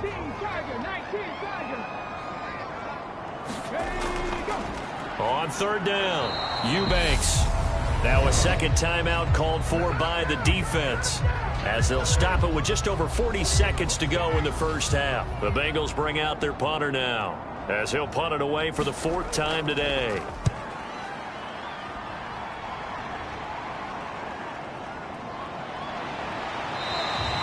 "46 yards on the boot. The coverage holds him to just 3 on the return. There again is the running back as he trots onto the field. A good job in the passing game, decent job in the running game, but really they've been more effective through the air. We'll see if that shifts at all as this goes on. Thus far, it feels like they're calling this game in reverse. Normally you run to set up the pass. Here it feels like they're passing, hoping to set up the run and be more effective later on in the game. Yeah, you can do it both ways. We usually talk about it in the reverse, however. No doubt about it. Now whistles come in. We're going to get a timeout here by the offense as they stop it with 11 seconds remaining in this first half. So from the 39 now, they'll come up on a 1st and 10. Now a handoff up the middle. Harrell. And he can only manage to get a couple. 2nd and 8 coming up. So we have come to halftime in what's already a 2-touchdown game. As we'll send you down to Orlando, and we check in with Jonathan Coachman for our EA Sports Halftime Report. Coach. Okay, Brandon, thank you very much. Some critical games going on as teams fight for those final playoff berths. Let's get you around the NFL here in a busy Week 16. We'll start up at MetLife Stadium in New Jersey, and it's the Jets who are out in front in that one. The Jets locked in a tight one, but this is a game you feel they've got to have. We'll stay in the NFC East as we head down to the great state of Texas to check on the Cowboys at home at AT&T Stadium. And you can see there it's the visiting L.A. Rams who have the lead in that one. Brandon Cooks up near 100 yards receiving with a touchdown as well. Lastly, let's get you to Charlotte, North Carolina. Check on the Panthers at home at Bank of America Stadium. And you can see they trail in that matchup against the Tampa Bay Bucks. The Buccaneers trying to gut this one out, as it would be a good victory for them if they could get it. Meanwhile, in our game, it's been a back-and-forth first half. Who can put it together in the second half? For the answer, we turn it back over to our broadcast team of Brandon Godden and Charles Davis. All right, Coach, thank you, and we welcome everyone back for quarter number 3. And ultimately, he stopped right where he would have been if he had simply gone down to a knee at the 25. And this offense set to go now to begin the third quarter. And Charles, they've got the lead. Put your coaching hat on here now. What's the game plan for the second half? I think getting the running game going a little bit more, because I thought in the first half they didn't get it moving the way that they would like. They had success throwing it, but I think these first couple of drives, they'll want to get those running backs going and give them more opportunities, and I will guarantee you that those guys were lobbying for them in the locker room at halftime. So the completion results there in 9 yards. And it'll bring up a second and short. Just about every quarterback is trained to really look downfield first before you come back and make a nice, safe throw. And in this case, that's exactly what he did. Found his running back, let him create some space, and it turned out to be a nice play for the offense. To throw on second down, Middleton. That pass complete to Moore. He was held without a catch in the first half, but he's got one here, and he also picks up a first down. One thing you're hoping for when you run drag routes, you're able to hit a receiver in stride, and he can pick up a lot of yardage after the catch. But in this situation, the defense was effective, able to stop him before he could get a good head of steam going.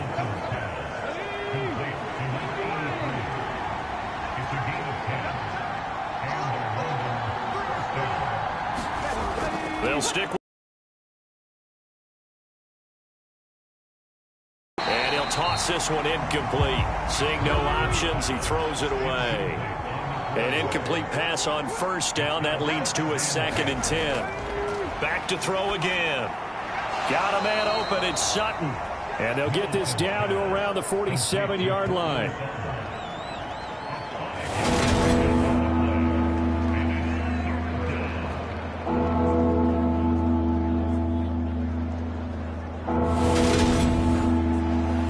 A nickel look now for the Bengals as they try to stop him here on third down. Back to throw. Middleton. He's going to flip one out here to his running back. And he's got another first down as the tackle's going to be made at the Bengals 36. The third down conversion successful. A gain of 11. And now we get into the psychology of the whole thing, because a lot of teams with a 2-score lead in the third quarter, they almost become defensive with their offense, just playing not to lose. I think with this team, you got to figure at this point, this is a great spot for them to go into attack mode, really try and put the hammer down and finish this one off.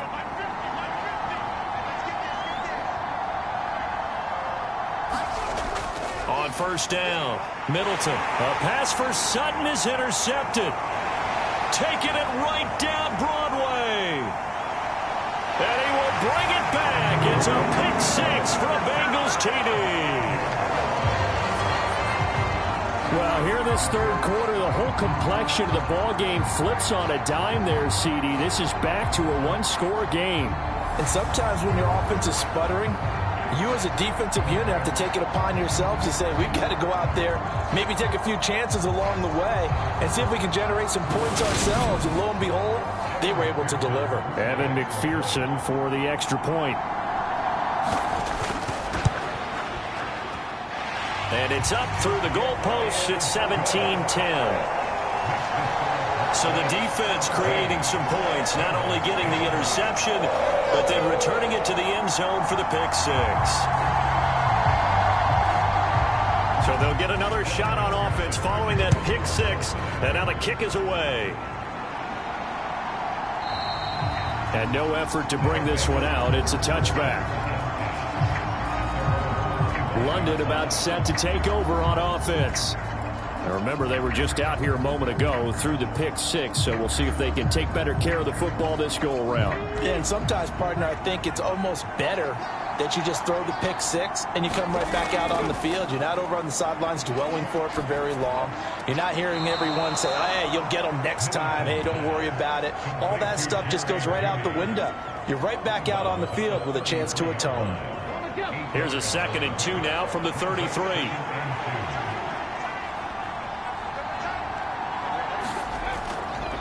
Up the middle they go. Harrell. That one a first down pickup of 8. 2nd and 2 is prime time for a little bit of a gamble, isn't it? Open up the playbook, go play action, toss that bad boy deep. But in this situation, go ahead and give it to your back. Let him pick up a first down. Keep the sticks moving.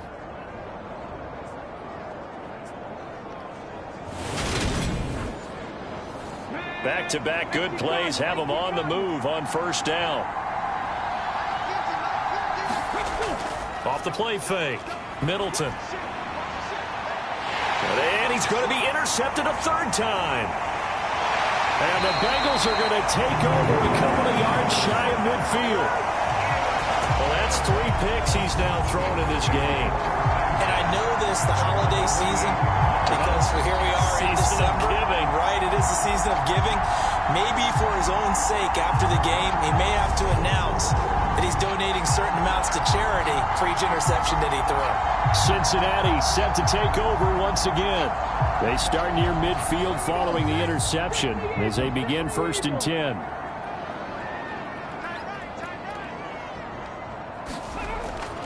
They'll start this drive out on the ground. And they're going to get him behind the line yet again as his nightmare afternoon continues. He'll lose a yard there, and it's 2nd and 11. I think it's pretty evident. We can say what a difference a week makes. Last week, he ran pretty much wild, didn't he? Did pretty much what he wanted to do. But this one, they've stopped him cold. That, to me, that's good scouting and even better execution. Yeah, and they stopped him behind the line right there. They obviously watched the tape a few times and made some adjustments. On 2nd and 11 now. Morgan. And a quick throw here. That's complete. And he's going to be taken down right at the 40-yard line.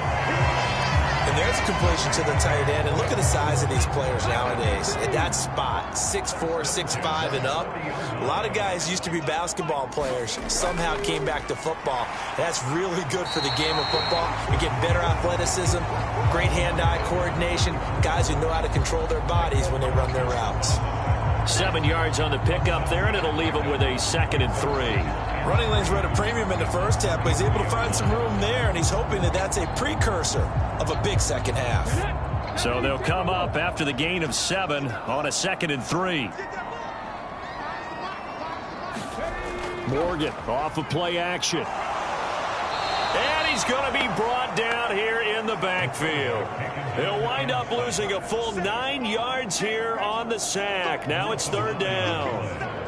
It has been a rough afternoon for him trying to get rid of the football. See, that's now 5 sacks. How'd you like to be the offensive coordinator, the offensive line coach trying to come up with an answer for this pass rush? What blocking assignments do you change? Can guys play a little bit better? And we're seeing the end result on the scoreboard. Long day in the pocket for their quarterback. Open man is Higgins. And they'll get him down at about the 37, well short of the first.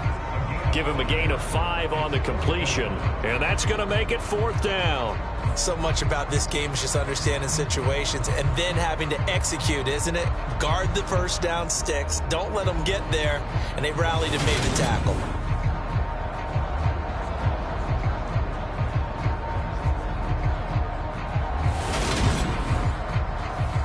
So coming on now is the field goal unit. They're going to try for 3, and he'll need all the leg he's got here. McPherson's kick is good. And that will cut this lead back down to 4 now. It's 17-13.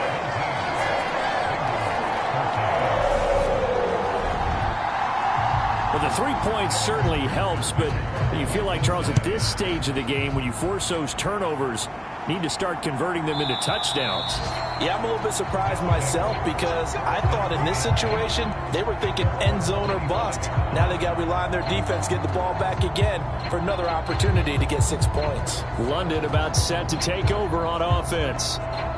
Here comes another drive from this unit, and Charles, they're coming off a costly mistake on the last possession, an interception in a game that is very close right now. Well, as we know, they all sting no matter what the situation, but in a one-possession game, that'll hurt a little bit more. But this is an excellent opportunity to make up for it on this drive. I just don't expect them to try and take huge gambles to make up that momentum in a hurry. They'll operate from the 32-yard line here, 2nd and 3. Looking to throw. Middleton. And Sutton hauls it in over the middle. They call his number again. It's his 6th catch and a first down. Inside 4 minutes to go, 3rd quarter. They'll run on first down. Harrell. And he's across the 40. 3 extra yards to the 43. 44 yards rushing for him now in the ball game. Well, no matter how they phrase it, staying on schedule, staying ahead of the sticks, whatever you want to call it, 7 yards on first down, that fits the bill. On 2nd down, Harrell. And good vision there as he's across midfield and down to the 45-yard line. 12 yards there and a first down. Well, you certainly have to give a little credit here because they're playing this game now at their pace. This is ball control football, sustained runs, taking their time and making it work. So they'll come up in Bengals territory now with a 1st and 10 at the 45-yard line.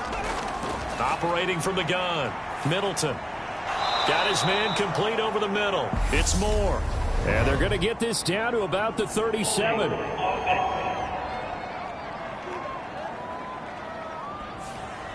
So following the hold, they're in a bit of a hole here with a 1st and 20.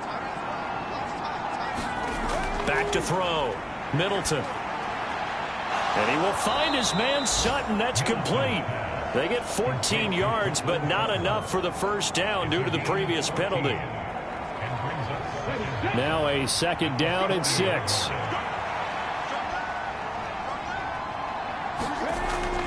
Looking to throw.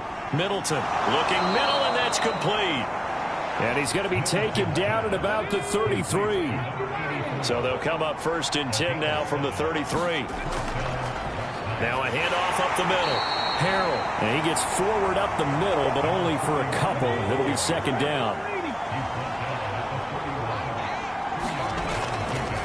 They'll keep it on the ground. Harrell. And he's going to get this one down to the 30. They follow up the gain of 2 with a gain of 1 that time.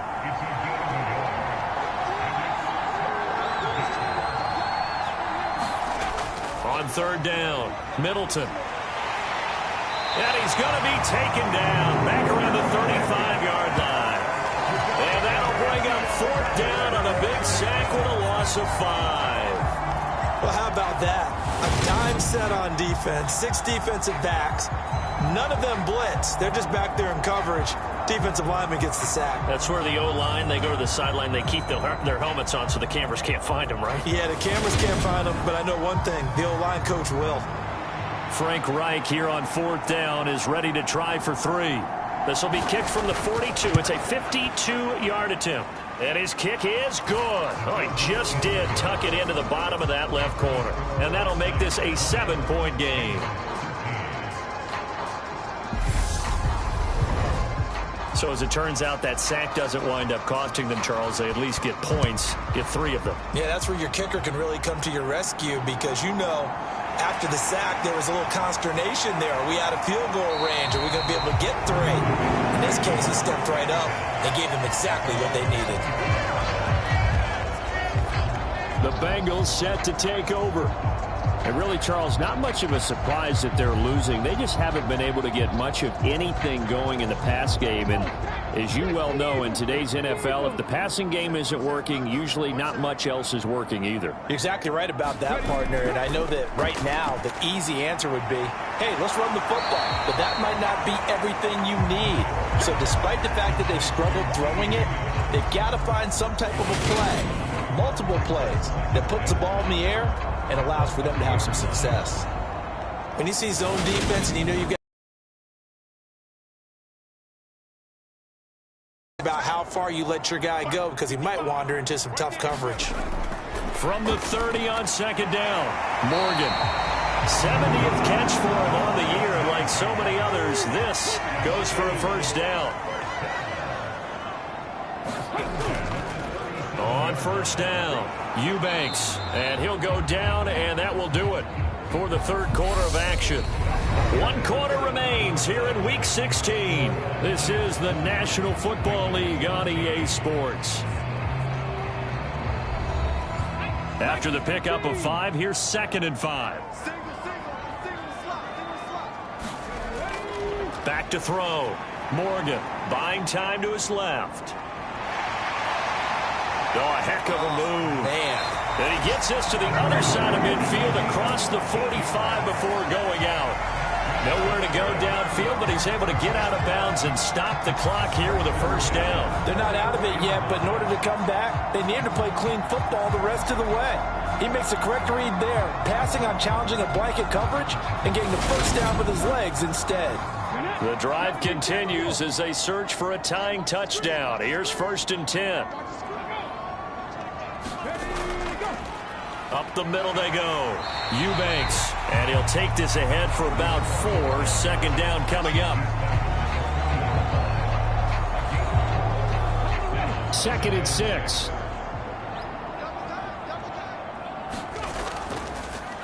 They'll keep it on the ground. Eubanks. They'll wind up getting 4 down to the 36. Trying to keep the drive going here. This is play number 7 on 3rd and 2. Looking to throw. Morgan being chased out left. And he can't find anywhere to go with it. And he goes down. Micah Parsons in there to record another sack. And that is now 6 on the afternoon for this defensive unit. Well, collectively as a defense, Charles, I think if you get 4 sacks a game, you're feeling really good. Now they have 6 as a unit. And that type of a number, it's just staggering because there's so many ways to try and counteract it. But in this case, they've got no answers for this unrelenting pressure coming at their quarterback.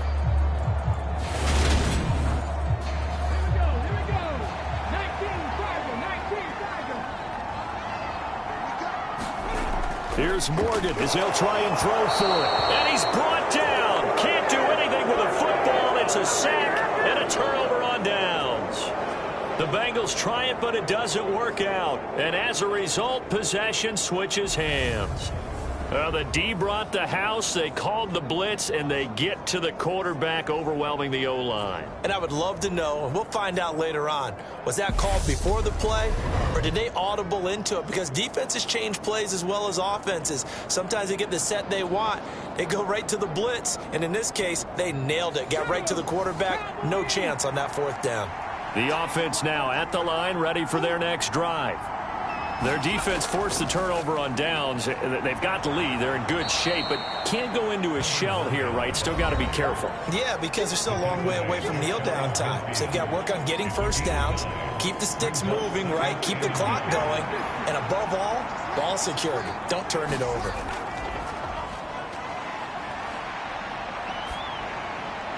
Now left side, a completion to his tight end. And they're able to work this across midfield to the 48.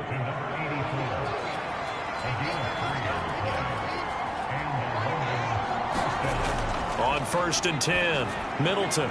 Sutton reeling it in on the left side. And he goes down, but not before getting this inside the 25. Call that a very strong gain of 24. And these guys certainly are not hiding what their intention is. They're absolutely showing it. They're definitely not going to sit on this lead here in the 4th quarter.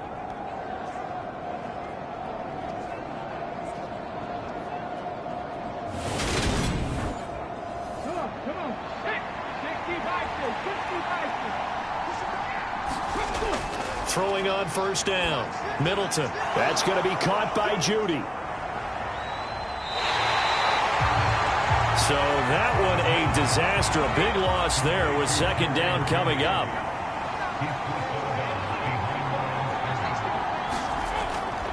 On the draw, here's Jennings. He'll be dropped at the 25 after a gain of 6. The offense on third down, 3 for 7 so far in this game. This is 3rd and 11. Operating from the gun, Middleton, and that is incomplete. Has to be a little bit of frustration there. Back-to-back incompletions. Receivers blanketed on both attempts, this time on third down. And this one is right through, and that will extend their lead even further.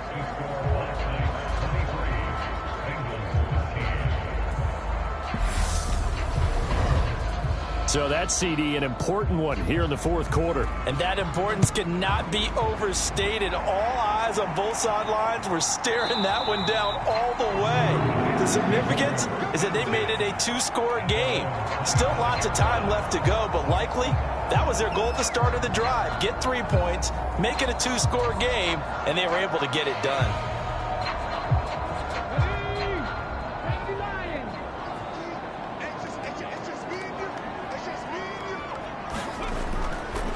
They'll start on the ground here on first down. That's to about the 28. Second down coming up.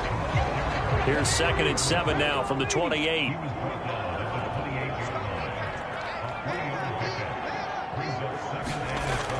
From the gun, it's Morgan. And he's going to be intercepted for the 3rd time thus far. And he will take this one home. It's a touchdown. Well, part of this defense now with multiple interceptions in this game, but this time they say turnabout is fair play because, remember, they had a pick 6 on the other side, and now they get a pick 6 of their own. Yeah, they actually added to some of their nice play throughout this ball game. A good effort by them to secure another interception on this one.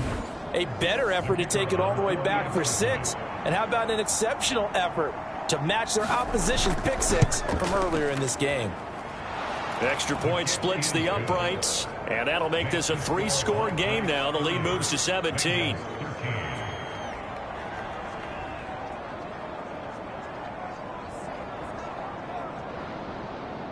So they throw the pick 6. They'll get another shot at it now as this one's in the air. Fielded just outside the goal line. And able to get this across the 20, but not much further as he's dropped at the 23-yard line. Now the Cincinnati offense ready to see what they can do here. Well, I think that the folks here had hoped that maybe this home atmosphere would carry their guys to a surprise victory, but it does not appear that that's going to be the case. Just too much to handle on the other side in this one. Morgan throwing after the interception. And this one will go to the 28-yard line. From the 28, it's 2nd and 5. Back to throw. Morgan. A quick throw there going to be batted away and incomplete.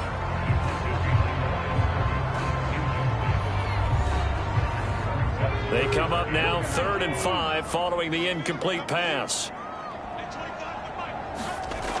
Out of the gun. They'll look to throw.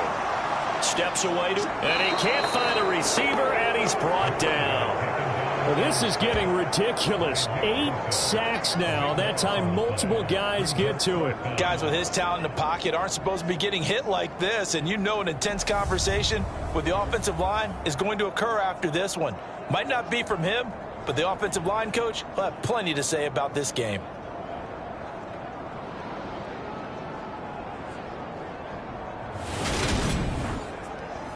The Bengals bring out their punter now as the drive goes backwards, so he's on to punt it away.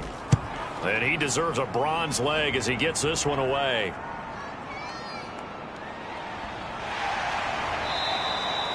Call that a 44-yard punt, 5 on the return. Now Cortland Sutton and the rest of the offense getting ready for their next drive. And I know that they've double-teamed him a couple times, but not a ton. Whatever they're doing isn't working. He's up over 100 yards. We'll see how they adjust. And when they do that, they weaken their defense in other places as well. And how many times have we done games where we've seen a guy have a big game like this, but it's usually not by himself, is it? Right. Usually it opens it up for other people to have big games as well. They begin the drive with Jennings on the ground. And this one not going anywhere. They get him at the 44 for a gain of just a yard. They stay on the ground. Again, it's Jennings. Call it a gain of 4, and it'll leave them with a 3rd down and 6 to go.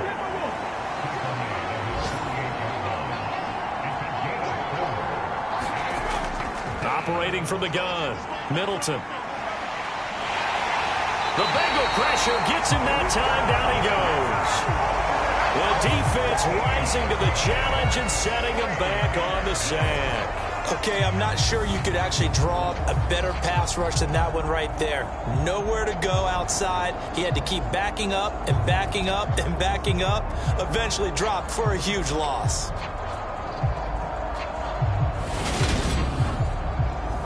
And they'll send out their punter now as he's on here to punt it away.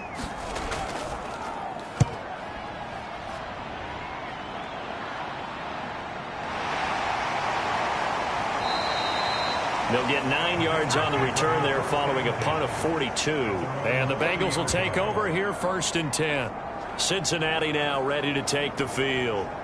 Facing a big 4th quarter deficit here, things not looking good. You know, this offense, though, they've been in the top half of the NFL so far this season, but in this one, well, their defense has really struggled. 1st down, Morgan with it. Quick hitter here, it's complete. And he gets this up to the 34 out of bounds there.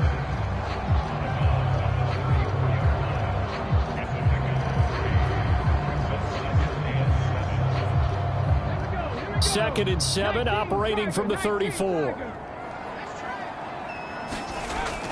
Looking to throw. Morgan. Out to the flat. That's complete to his running back.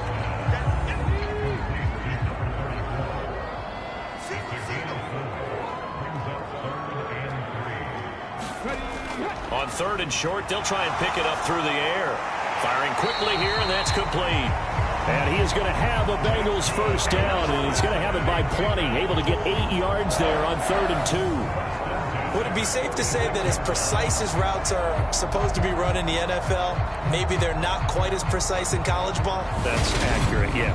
And I think we saw a college route in the NFL there. Just find the soft spot, find the dead zone, and find the 1st down. And that's what he just did. Morgan's throw complete here to Ayuk. And they'll get him down on the other side of midfield.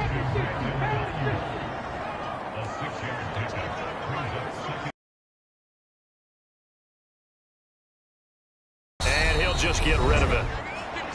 Down under 2 minutes to go in this football game. So the Bengals in possession of the football here as we get you reset. They face a 3rd down now as they try to find a late score. And this one incomplete.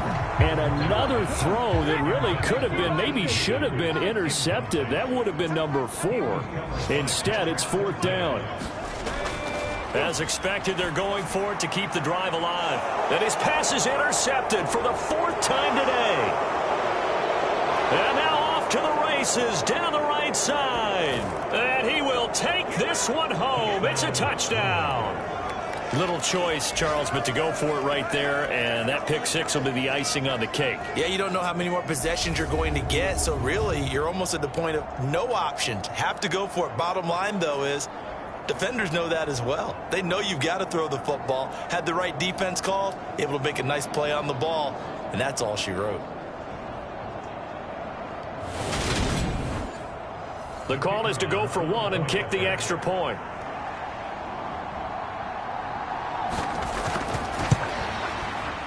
And the lead is now 24. A heck of a play there defensively, getting the interception, navigating his way into the end zone for the touchdown.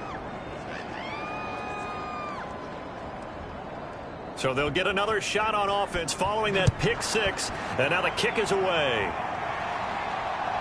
From a yard or two deep, here comes a return. And he's up past the 20 to the 22-yard line.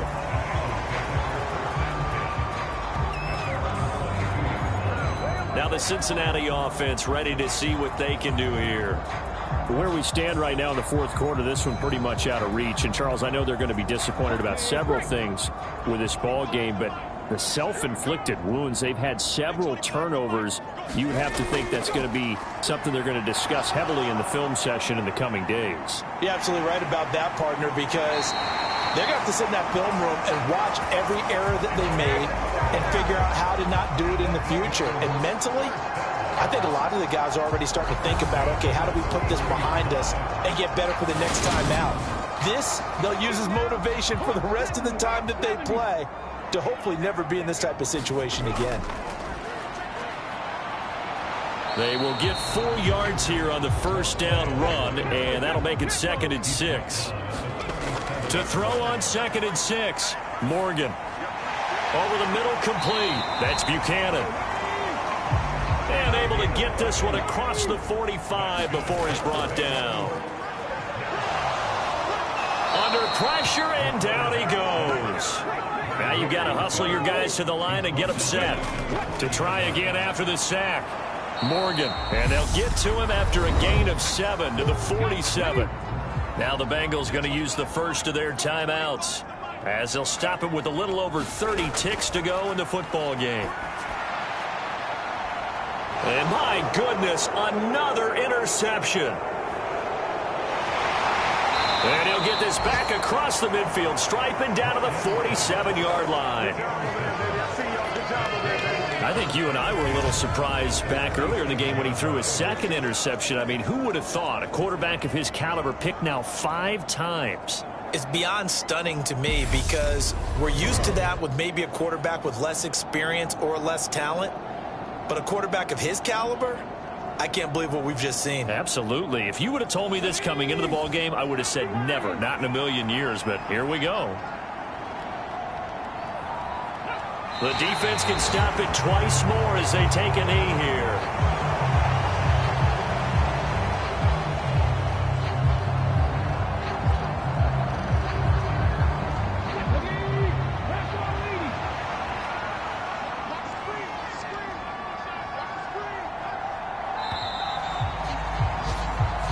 So this crowd will not go home happy. It's a victory for our visitors. Charles, for this losing side, their heads are hanging as they walk off the field today. And really, I mean, we know why. Those 3 turnovers by that offense, that's ultimately what doomed them.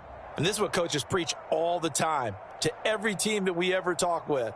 Taking care of the ball on offense, trying to take it away on defense. And let's face it, when you give it away 3 times in one game, you make it very difficult for your team to get the W. So for our visitors, it's an important win for their playoff hopes as they hit the 10-win mark now at 10-5. And they'll head back home next week to take on the Buffalo Bills. Meanwhile, for Cincinnati, they hit double digits in losses as they fall to 5-10. And they'll be at home for one next week as the Baltimore Ravens come to town. So for our entire crew, alongside Charles Davis, I'm Brandon Gaudin. Thanks for watching, everybody. We'll see you next time.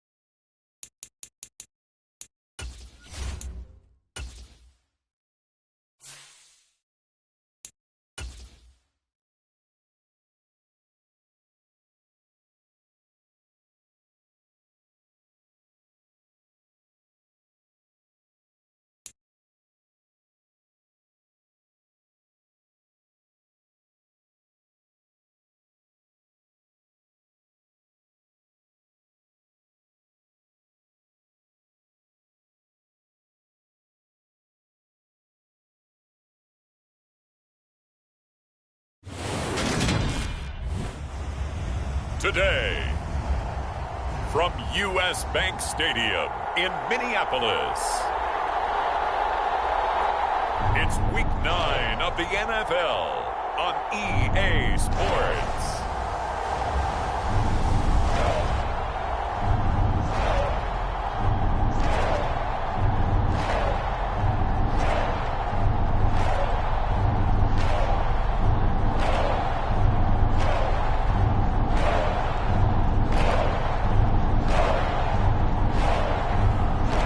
The Minnesota Vikings taking on the Detroit.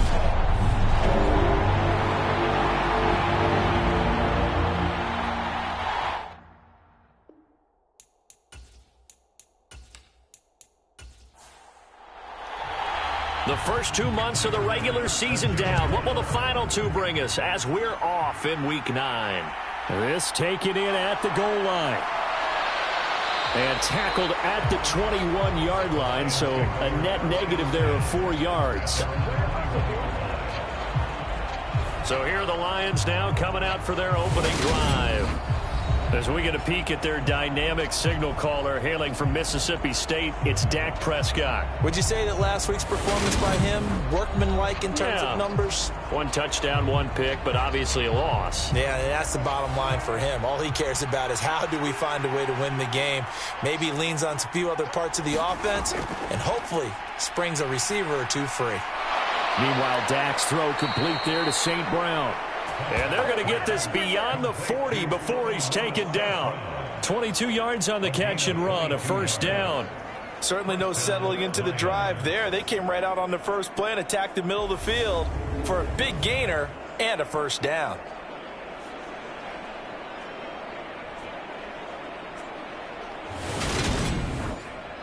One play has him up past the 40 already, and another 1st and 10. Prescott from the gun. And it's a short one here, complete to his tight end. The numbers for him from a week ago: 10 catches, 107 yards. And he was able to haul that pass in there, but he knows he's got a tough task ahead of him. This unit in the top 5 in the NFL against the pass. He's going to have to really work hard to get open. Meanwhile, Prescott's throw into the hands of Peoples-Jones. From Viking territory now, they'll come up 1st and 10 at the 43. Prescott yet again.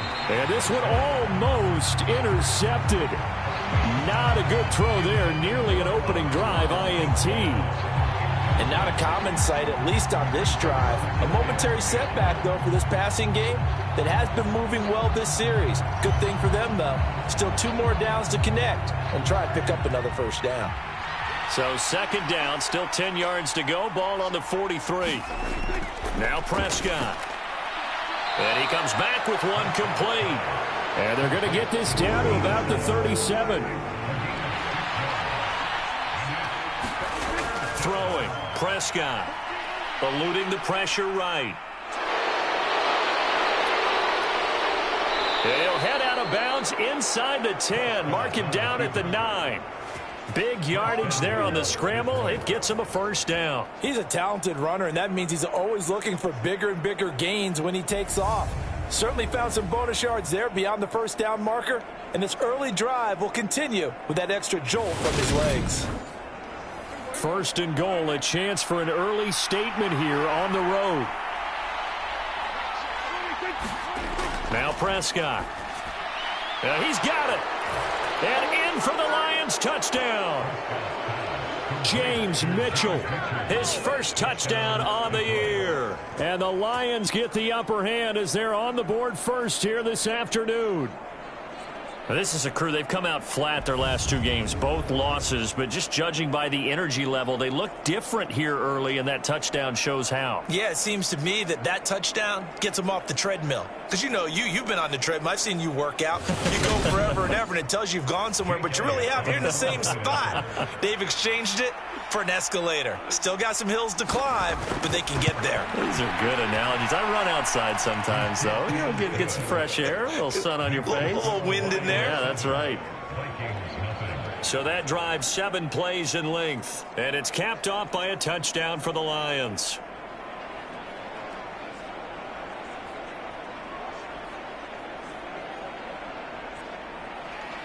Now after the touchdown, here's Elliott on to kick it away. No run back here, down to a knee, and this drive will start at the 25. So here's the Viking offense making their way out. And leading them out, their signal caller, now in his 4th season in the NFL. I like this guy, and the reason I do, he tends to stay on an even keel. Doesn't let too much ruffle him. He will manage the game the way it needs to be managed, take what the defense gives him, and then he can strike at times. Had a touchdown pass. Yes, he had an interception last week, but he found a way for his team to win. And he'll manage to pick up about 4 at second down. 2nd and 6, just inside the 30. Operating from the gun. Hall. The catch made by DeAndre Hopkins. And he's got this almost to the 40 before going out. The receiving numbers for Hopkins a week ago. 12 catches, 116 yards. Better tighten up the coverage if you expect to slow this guy down, because if he gets going, he'll eat you up. First carry for the former Buckeye, J.K. Dobbins to the 43, second down. And the Vikings at 500 now, 4-4 on the year. And they were winners their last time out, so they'll be looking to make it 2 in a row. And so much about football, partner, comes down to mindset. Being in the right frame of mind, and the best way to get in that good frame of mind, winning. So they come in feeling good. They've got the home crowd behind them. I think they're going to be tough to beat in this one. They'll try to run for it with Dobbins. And able to pick up the first across midfield to the 47. Give them the 3rd down conversion, 5 yards on the play. Plenty of things to talk about here, partner, but to me, their defense gave up a touchdown on the first drive. How about how they're responding, coming back? That's a big 3rd down pickup to keep their drive alive.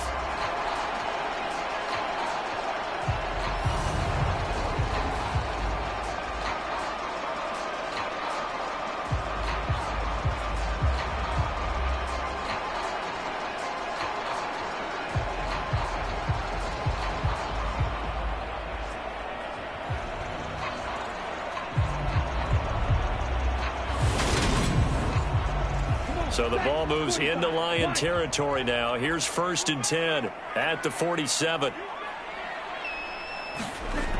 Now they'll switch it up here and look to throw. He'll get this one to Pittman. And they'll get this down to the 42-yard line.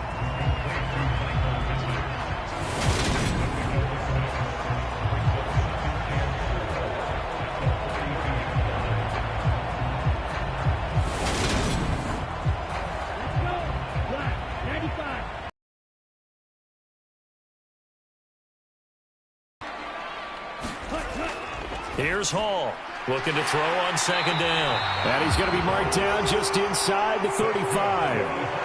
Counting down toward the midway point in quarter 1. On 1st and 10, it's Dobbins. And he maneuvers up the middle for 3. And it's 2nd down. Snap will come from the 31 on 2nd and 7. They'll go again with Dobbins. And only able to get 2 here. Stopped at the 30. For the Lions, an extra DB in the game now here on 3rd down. Back to throw. Hall into heavy traffic, and it's intercepted. And the Lions will have the football as this is taken up past the 30. That's now his 2nd interception in as many weeks from his linebacker position. And think about all the different techniques he has to employ in a passing situation. Is he spot dropping because it's zone? Is he picking up man-to-man? Is he having to run with a running back or a tight end? In any event, great eyes, head on a swivel, and excellent hands. Yeah, versatility and showing those hands. Line of scrimmage, the 31 now on 1st and 10. Following the interception, here's Prescott. Throwing middle, and it's complete. And they get him down, but not before he takes it across the 40-yard line. 1st down, Prescott. And this one too low. He's trying to get it to Amon-Ra St. Brown. And that'll bring up 2nd down. Prescott. Open man right side is St. Brown. They do get a couple, but they'll be left staring at a 3rd and 8 coming up. I think defensively you're okay with that. Here in the first quarter, he's going to get some catches, but they rallied to him quickly. And that's what you count on, and I like what you just said. First quarter, can you do it all game long? They catch it, you tackle them, they go down on the spot. Because when you're able to do that, you don't give up big chunks of yardage after the catch. Now you put the offense in a position where every series they have to work hard to pick up first downs, and you tend to stall them out when you do that. Well, it's almost as if they didn't leave the field after their first drive. They picked right up where they left off. Another good throw there. And this offense, humming here in the early going.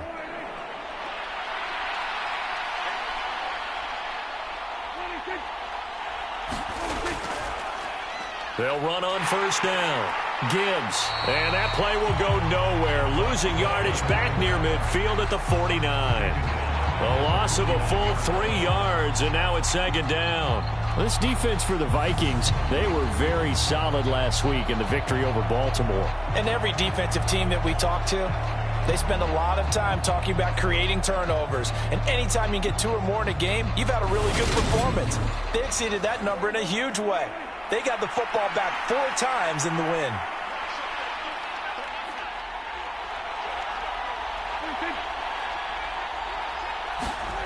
Now on 2nd and 13. Prescott. Throw over the middle. He finds Williams. And he's going to be taken down right at the 40-yard line.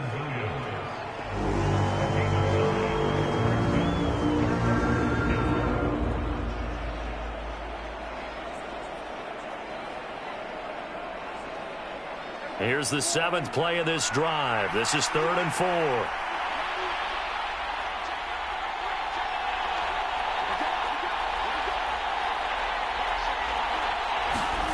Out of the gun. Here's Prescott. It's a short one here, complete to the tight end. And he is going to have a Lions first down as he'll be marked down a yard or 2 past the marker following a gain of 6. Had the offense humming on the first drive. Not much has changed here on drive number 2. No, and I think a lot of the times confidence just really kicks in for a team. They may have been confident going into the game, but once you prove it on a drive, it's hard to get out of that mindset, isn't it? And look, let's face it, we can always lock in on the skill position, guys. Those big fellas up front, they're really making this offense go early in the game. A first down throw for Prescott. He finds his man, complete. That's Gibbs. And he'll be hauled down at about the 30-yard line. And just in general, Charles, on a play like that, how tough is it for the defense to account for a running back essentially being a receiver downfield? It's very difficult, especially if the running back has skills like a receiver and you're aware of that before the game even begins. So throughout your practice sessions, you're going to want to be aware of him. Where is he lining up? What can he do? What kind of damage can he do to us downfield? And who can match up with him without weakening our overall defense? You're exactly right. It's a tough task to match up to him. Someone sharp in this game. I mean, a touchdown pass on the first drive and comes right back, and he's flinging it around really well here. Really nice throw there to pick up the first down. You kind of just feel a laser focus and confidence about him, and I think we saw that this week, didn't we? Talking to him and the coaches, they felt good about his performance coming up. Yeah, I was really impressed with that last practice we saw when they went through 2-minute drill, when they went through all the different situations. Ball hardly hit the ground, and I thought, yeah, he might be locked in for this one. 2nd and 5 now. Prescott. Toward the end zone, but that's going to wind up incomplete. They come up now 3rd and 5 following the incomplete pass. Looking to throw. Prescott. And this is going to be incomplete. I see the surprise in your face there, partner. That is a rare incompletion from him. He's been on point this entire game. He has percentage completion-wise way up. Not that time.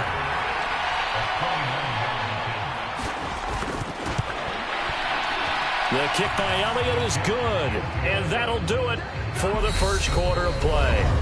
10-0 the score after 1 on EA Sports.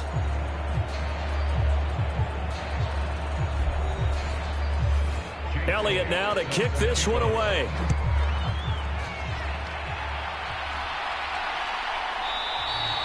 And this will be a touchback, so they'll bring it out to the 25. The Vikings taking the field here for their second drive of the game. They find themselves down 10-0 early after the interception on their opening drive led to a field goal. So now they've got to pick up the mantle a little bit. You mentioned the team's down 10. They've helped contribute to that. How are they going to get their team back into this ball game? Run the offense that you think is going to be effective and execute it at a high level. That's good. The completion there for 7 yards, and that's going to bring up second down.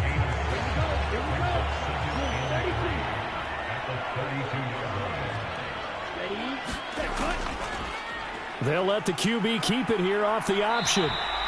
He'll wind up getting 3 on the keeper there, but it leads to a third down. Pretty good job defensively. Thought he was going to get it, but they knew where that marker was, and they stopped him just short of it. What it does is emphasize that strategic football and situational football is not just played on the offensive side, is it? Defense understanding, as you noted, where the first down marker was and making sure they didn't get there. On third down, here's Dobbins. And he'll be taken down, but he does have first down yardage. Give him 3 yards and a fresh set of downs. I always appreciate runners who understand situations. That was just 3rd and inches. No reason to dance around in the backfield and try and break off a bigger play. Just go pick up the first down, and that's exactly what he did.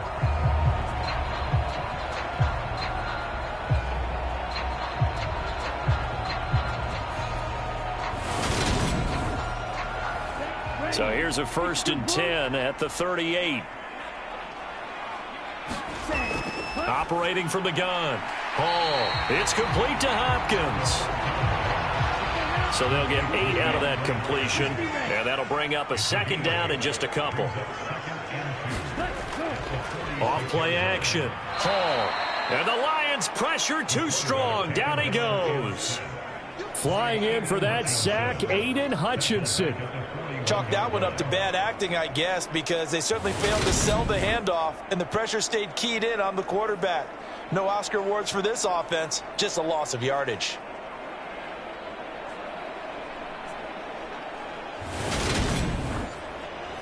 And this offense on third down today, they've been okay, 2 for 3 thus far.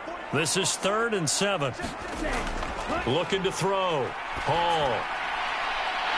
Looking left side, it's complete. He's got it. And it's going to be another first down as they'll get him to the ground at the Lions' 40. His first catch, and it's a pretty big one. They get the conversion on third down. Yeah, these are the types of plays they're going to need to hit on if they're going to get back into this game. It hasn't been the greatest of first halves, but this is a nice throw here on third down, and they keep the drive going. So the ball moves into Lion territory now. Here's 1st and 10, right at the 40. Back to throw. Hall. And the timing a bit off that time as that one falls to the ground.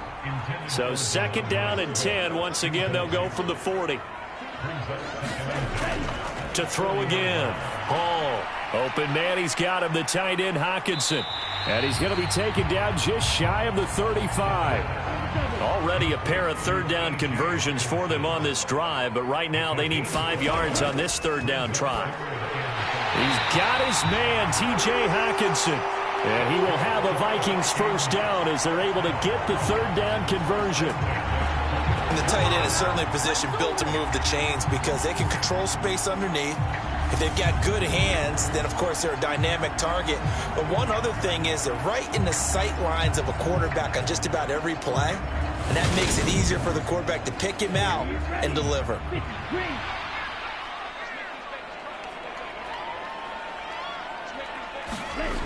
Again, he'll drop to throw. Stopped at the 24-yard line after a gain of 5.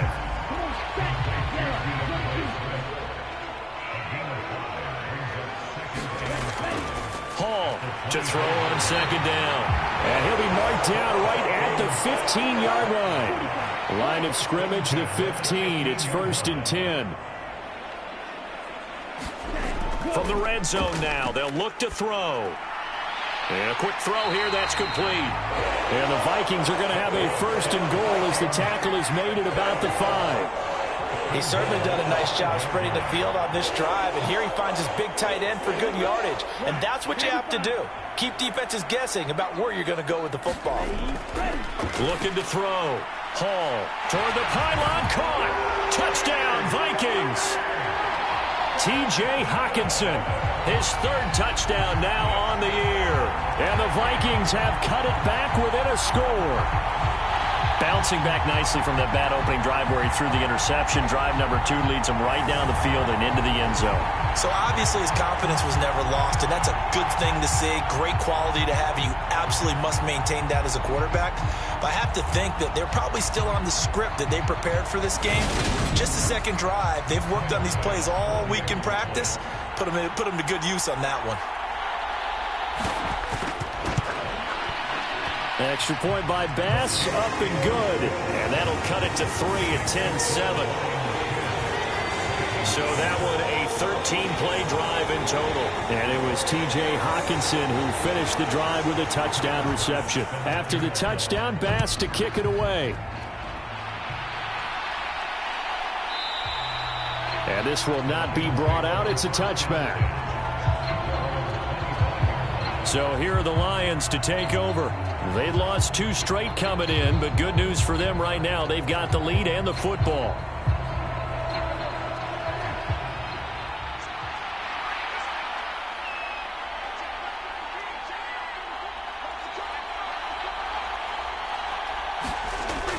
On 1st and 10, Prescott. It's a short one here, complete to his tight end.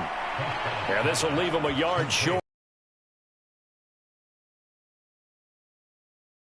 They'd love to just strike back with a touchdown right here, and if it's a long play, so be it. But the main goal, get a couple of first downs, run some plays, run some clock, allow their defense to get a chance to catch their breath, settle down, and relax a little bit after they just gave up a score. The offense knew it. They were already starting to walk back as that one is accepted. A bad false start penalty there. Now 2nd and 6. Prescott now. St. Brown making the catch on the out route. And he's got this almost to the 40 before going out. 3rd catch of this first half for him, and this one is a first down.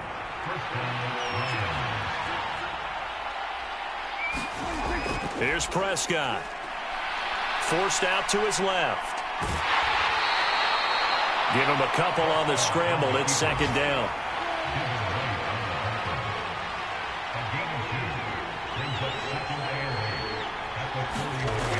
Prescott to throw it. And this throw incomplete. Well, the defender all over him that time, and it's going to lead to 3rd down. On 3rd down, it's Prescott. Throw to St. Brown, complete on the left side. They'll wind up losing 3 here on the play, and that's going to bring up a 4th down. And here now the punter Fox as he sends this one away. And a fair catch signaled for and taken just outside the 20-yard line. 37 yards on the punt with no return. And it will be Vikings ball, 1st and 10. Now the Minnesota offense set to take over again. 4-4 their record through 8 games on the season. Would you say that this team has overperformed, underperformed, or are they kind of right where you thought that they would be? Do you mind if I say yes, yes, and yes? Because ultimately to me, 4-4 is about where they should be, because we've seen weeks where they've been really, really good. They've looked terrific. Other weeks where we've wondered just how good is this team. They want to be consistent in their play, not consistently inconsistent, which is what they've been thus far. And they'll get it up just short of the 45 at the 44. 3rd catch of this first half for him, and this one is a first down. A little football 101 there. You just see the receiver trying to run down the defender, meaning he goes right at him and really trying to move him a little bit towards the center of the field so he can put his foot in the ground and break to the out, to the sideline, and make a catch.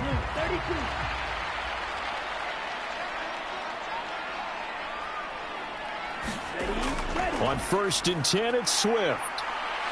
And he's going to get it across the midfield stripe into Lion territory. The previous run, good for 9. Here's 2nd and a yard. Off the play fake. Hall. And it's incomplete. Took a shot, couldn't connect. They tried to throw on 2nd down, unsuccessful. Now it's 3rd and 1. They'll run up the gut with Dobbins. And down he goes, but the stiff arm utilized effectively there, and it helps him move the sticks. 5 yards is the pickup there as that extends this drive. Even though they gave up more than they wanted to on that play, it actually illustrates how well they've bottled them up throughout the game, because that was his longest run of this contest.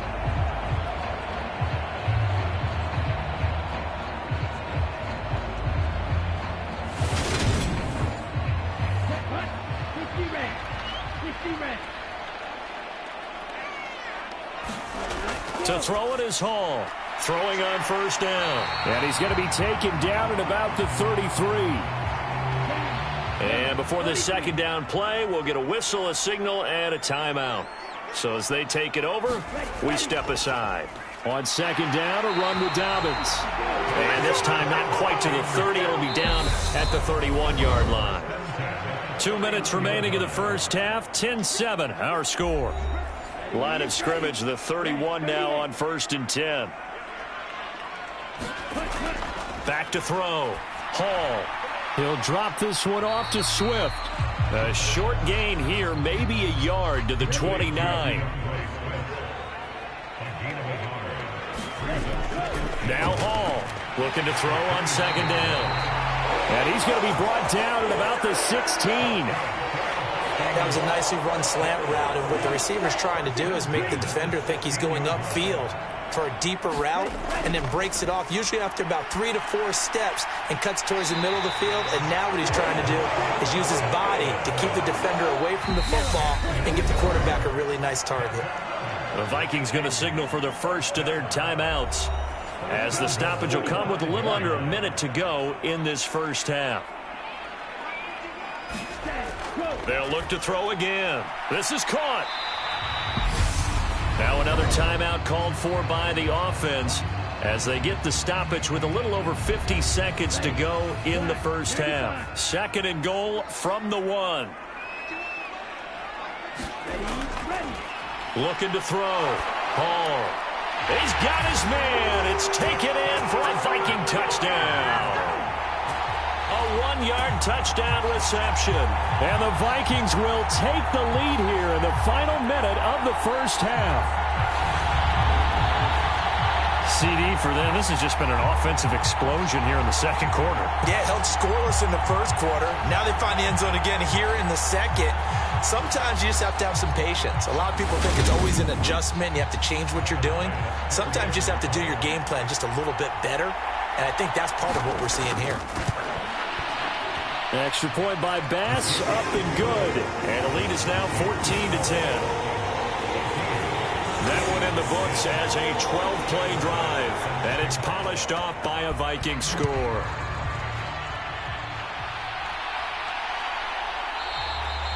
And this will not be returned. It'll come out to the 25. The Lions now taking over late in this first half.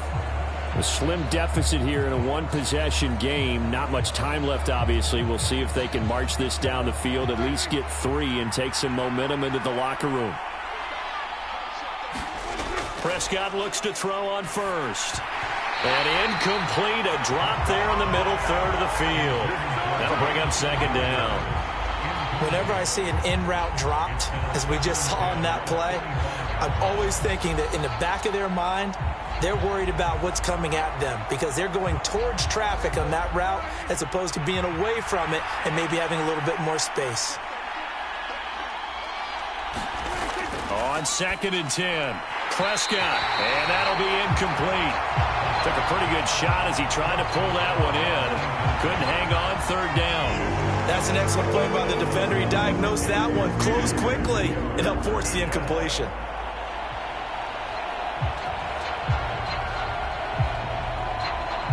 So back-to-back incompletions, and that has them staring at a 3rd and 10.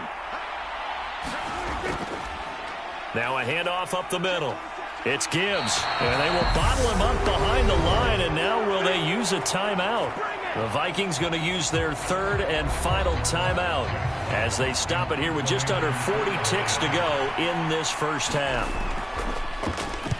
On 4th down, the punt team is on as this is sent away. Going to be a 43-yard punt, just a single yard on the return. And the Vikings will take over here, 1st and 10. The Vikings going to take over now late in this first half. And we'll see how this is played. Offensively, they've got the lead. Not a whole lot of time left. What do you think, Charles? Well, it's tempting to try and add to your lead, but a mistake there, that can change things in a big way. I say go ahead, take the knee, get on out for the half. And that is incomplete. Oh, the coverage a little too good there, and it's 2nd down. Operating from the gun, Hall. He's going to get that to Swift underneath. They get 6. That'll leave them with 3rd and 4.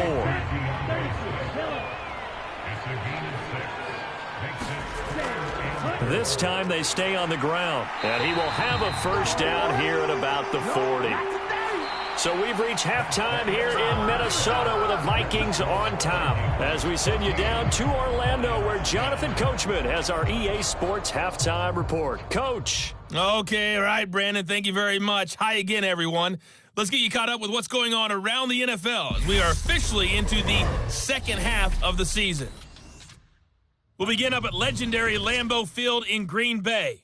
And as you see, they were winners back on Thursday night. Aaron Jones, well over 100 yards on the ground with a pair of touchdown runs. From there, let's head to the foot of the Rockies, Denver, Colorado, to check in on the Broncos. And they trailed the visiting Chiefs in that one. Patrick Mahomes, 4 touchdown passes. Finally, let's get to the desert to check on the Cardinals at home in Glendale. And at halftime, they trailed the visiting Seahawks in that ball game. Kenneth Walker, a touchdown run in that first half. Meanwhile, in our game, it's been a back-and-forth first half. Who can put it together in the second half? For the answer, we turn it back over to our broadcast team of Brandon Godden and Charles Davis. All right, Coach, thanks. Yeah, both teams likely to make some changes in what's been a closely fought battle to this point. The Vikings have to like their position. They've got the lead. They get this football as well as we are back and underway for the second half. And he returns this to the 22. So here are the Vikings to take over. They got the victory last week. That was against the Baltimore Ravens, and they have the lead here as well.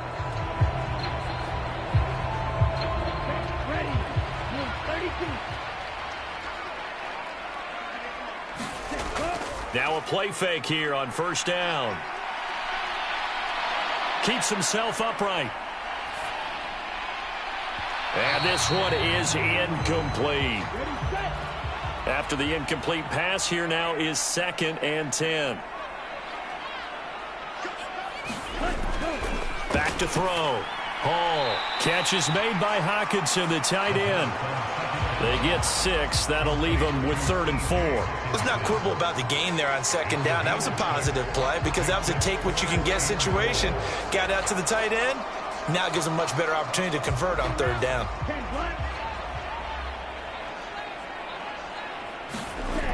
Looking to throw. Hall. And that is incomplete. Here's Thomas Morstead now as he's on to punt for the first time this afternoon.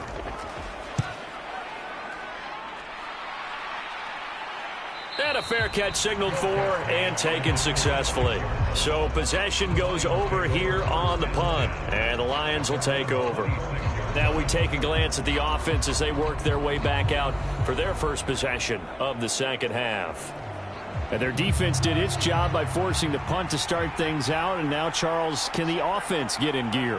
I think, partner, you can sense them saying, okay, the first half was theirs, but now let's get the momentum back on our side. We forced a punt. Now let's go downfield and score. If we do that, we'll be set up well for this second half.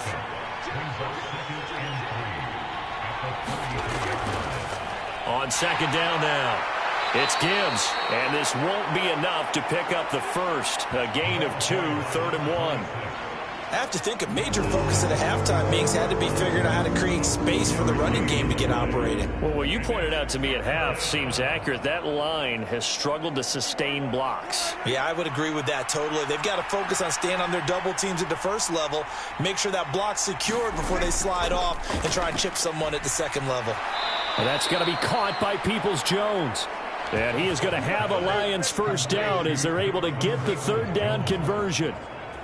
Gotta say, I was a little surprised to see him, Charles, come out in the shotgun on third and less than a yard. Yeah, but the way the NFL is nowadays, we hardly ever see anyone really run for it on short yardage.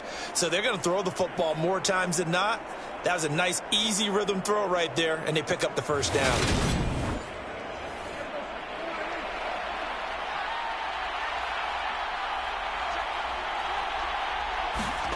Prescott on first down. Now that'll be caught by St. Brown. And he's going to be out of bounds, but not before he takes it inside the 40. From Vikings. Now they'll run the option to the short side left. 6 yards there on the keeper. It's second down.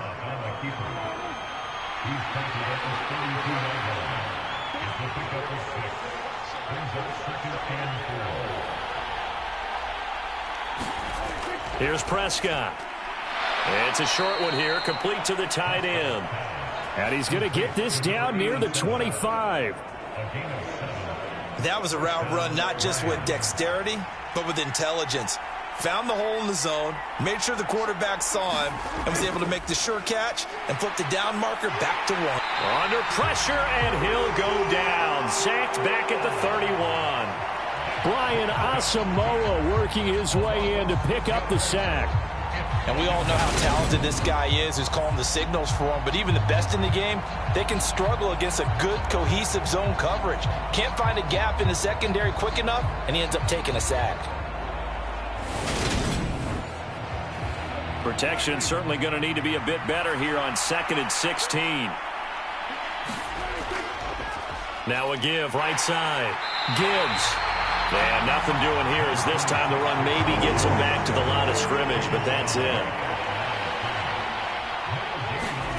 Now on 3rd and long, they'll look to throw. Oh, that's into a double team, and it's intercepted. And the Vikings will take over here just shy of the 30. And that could turn out to be a giant play, Charles. You got an offense driving to take the lead, but they're turned away on the INT. And I think that we might look back on this in the 4th quarter and say, that was the play of the game. Now the Vikings offense works their way back onto the field. The last series for them, a little disappointing, forced to punt. And now they'll try to do better here and come away with some points as they begin this drive, 1st and 10. The drive will commence with a run by J.K. Dobbins. And he'll work this one up to about the 38. 8 yards the tally on that first down run. Here's 2nd and 2.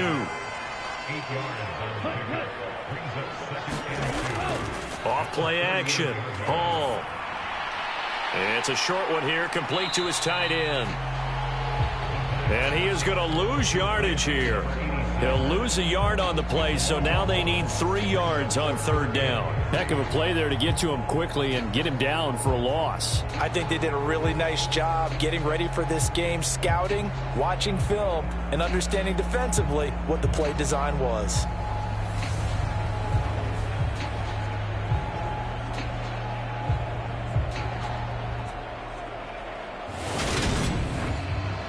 A dime look defensively for the Lions on 3rd.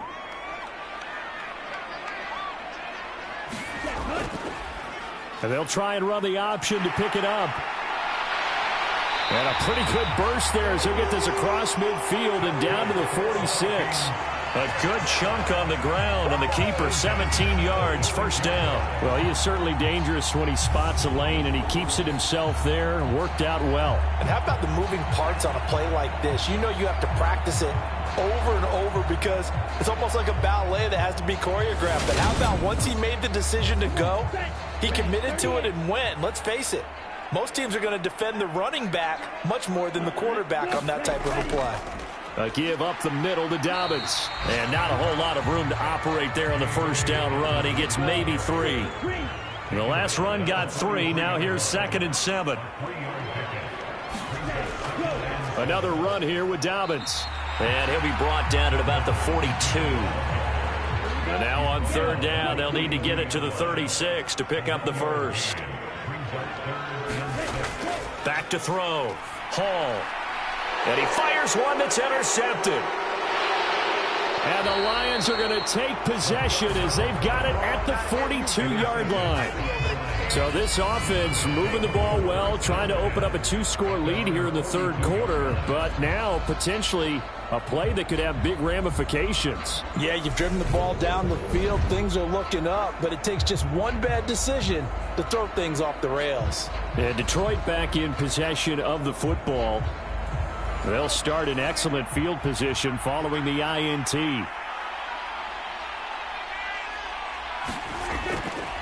They'll start this drive out on the ground. And he sneaks his way forward only for a couple here. 2nd down. Good job there keeping him to a short gain. Of course, he's coming off a really terrific performance, reigning NFC Defensive Player of the Week. And I know people get caught up in, well, if you're the reigning Defensive Player of the Week, you must have made a bunch of spectacular plays. I think you mixed in a few of those, but most of the plays are just like we saw there. Keep them to short gains, make the fundamental tackle. From the 44, Prescott got a man over the middle. It's Williams. An extra defender in the secondary for the Vikings here on 3rd down. To throw is Prescott. It's a short one here, complete to the tight end. And he is going to have a Lions first down. They needed 3. He doubled that. He got 6. And that one was a lot of fun right there because that was the game within the game. 3rd and short, blitz was on. What's the key for the quarterback? Get out of your hands in a hurry. And that was a quick little completion. Got the job done for a first down.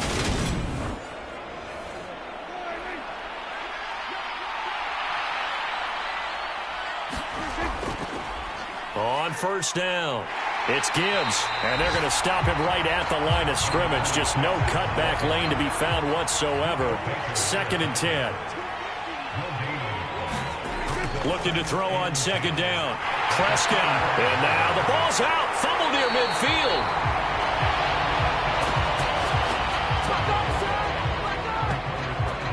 Much like a running back going through the line, quarterbacks have to be aware of protecting the football as well. He left it exposed that time, wound up having it knocked free, but fortunately, had an alert teammate who was able to get it.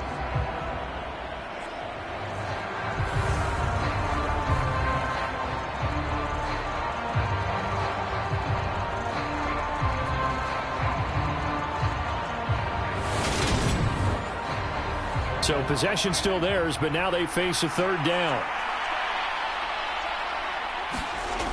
He'll drop to throw. Got his man complete over the middle. That's Gibbs. And he can only manage to take the football to the 40, and that is well shy of the first down marker. How about that strategy there, Brandon? 3rd down, they just said, we've got faith in our tacklers. We'll give you the short stuff, and just decided to protect the sticks. So every time I hear fans telling me tackling's not a part of the game anymore, plays like that, I can clip and save and show them you have to tackle well if you want to be a good defense.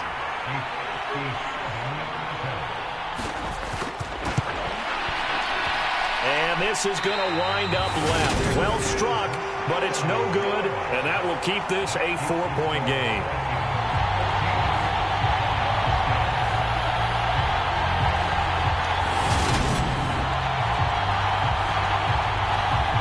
Football going back to the Vikings offense. Yeah, both of these defenses have been stifling these last few drives offensively. Just not able to get anything going, so what needs to change? I think a lot of the guys will go back and review, so to speak, because everyone has someone assigned to how did each play work. Okay, what did we use that kind of worked for us during this game? Try and get back to some of those plays, as well as the possibility of showing something you haven't shown already in this game and trying to change things up. We'll see if they take the advice of Mr. Davis.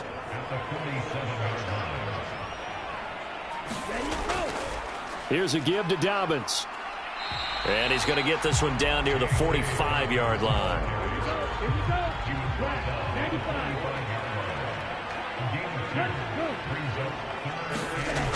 Hall now on 3rd and 2. And he's going to be taken down right at the 40-yard line.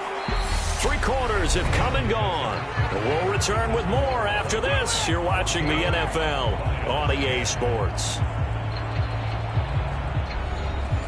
So signs of life in what's been a dormant offense in this second half. Here's 1st and 10.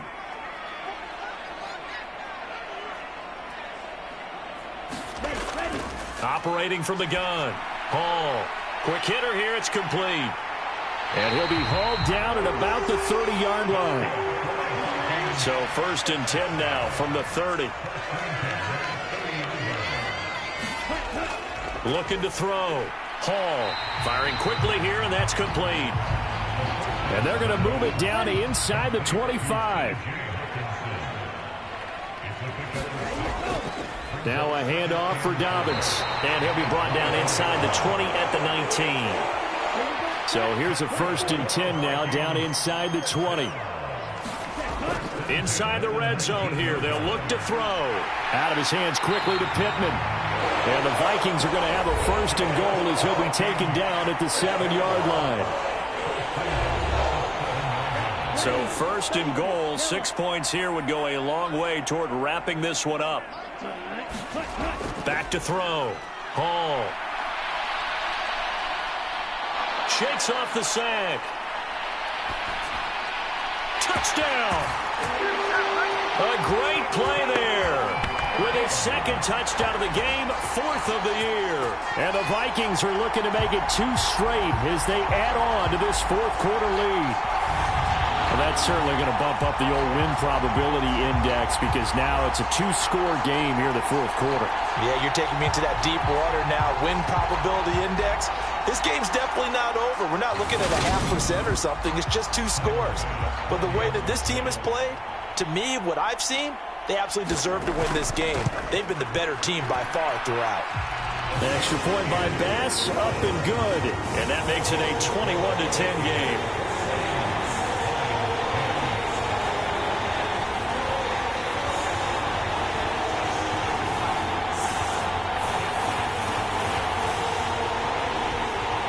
After the touchdown, Bass to kick it away. And here comes a return from just beyond the goal line.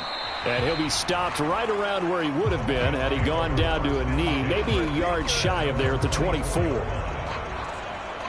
Here's the Lion offense now as they get ready to take over. And the script really is flipped for them. The momentum on the other sideline, and now they have to try and battle back from a 2-score deficit. From the shotgun, it's Prescott. They'll find Williams on the slant. And he's tackled a yard short of the marker. Good gain of 9 on 1st down. To throw again on 2nd down. Prescott finding Williams once more, complete. So signs of life in what's been a dormant offense in this second half. Here's 1st and 10. Play fake. Here's Prescott.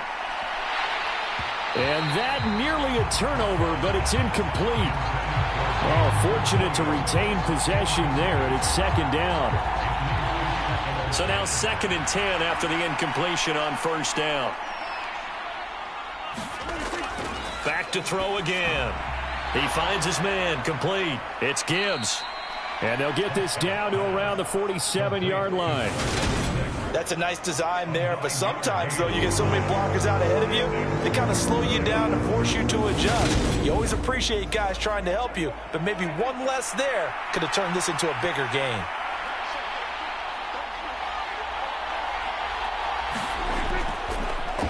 On 3rd down, Gibbs.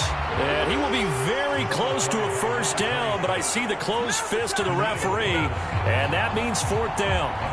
He has just been completely taken out of this game. We're in the 4th quarter. He's single digits in the rushing department. And I know we look at him because the numbers do go to his production, but how about the guys blocking for him? They don't just have his number as a ball carrier. They've got the number of the offensive line and the other guys because they're getting to him before he can get started.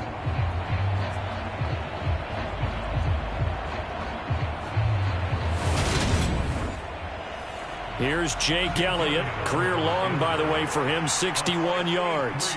This was the old NFL record distance for decades, a 63-yard attempt. He's got the leg, but it's no good. He missed it right, and they will remain 2 scores down as the difference holds at 11.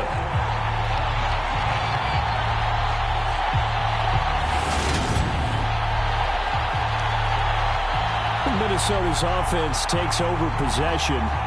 And even with the missed field goal that we just saw, they still have to try and erase a 2-score fourth-quarter deficit. And that one, just an absolute killer. A chance to get this back within 1 score. All hope not gone yet. But at the same time, you're exactly right. They needed to get back within 1 score and have a motivated defense take the field in order to get it back for them for one last big drive. 12 yards there. First down, Vikings. I'm guessing you'd say this is kind of the key here. Grind out some yardage, work on that clock, see if you can continue to tick it down. Definitely. You want to bleed things out at this point, right? Continue to possess the football, gain some yardage, and put the onus on the defense. Do they have to use timeouts? What are they going to do to stop you? You're taking charge.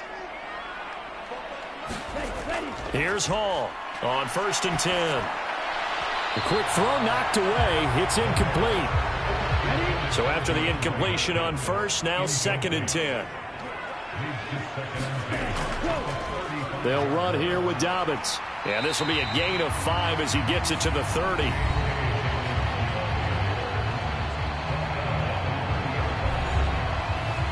The Vikings on 3rd down. They've had plenty of success. 8 conversions, looking for a 9th. This will be 3rd and 5. And he'll find Pittman. And it's going to be another first there as they connect on the quick slant. He's been the go-to guy. They needed a big play there on 3rd down. Went his way. It worked out. Doesn't matter whether they've scouted it or that they think he's going to get the ball. He has a knack for finding his way open and completing the connection. So here's a 1st and 10 now, down inside the 20. Looking to throw.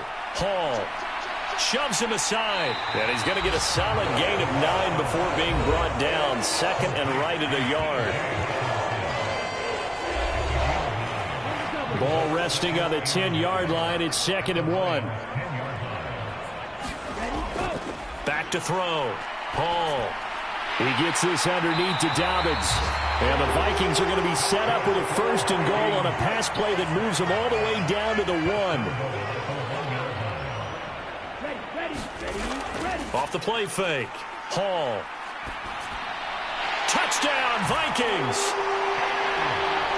T.J. Hawkinson, a beast in the red zone with his 2nd touchdown of the game. And the Vikings have pretty well put it away here in the 4th quarter.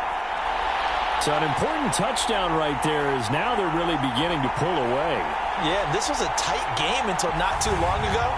But since then, they've hit the accelerator. And they pushed the lead up to 3 scores here in the 4th quarter. And I don't see them looking back. Here's Bass now for the extra point.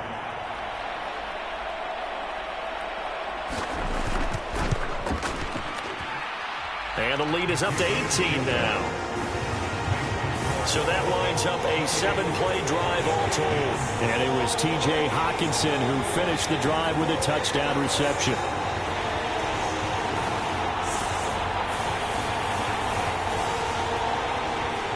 After the touchdown, Bass to kick it away.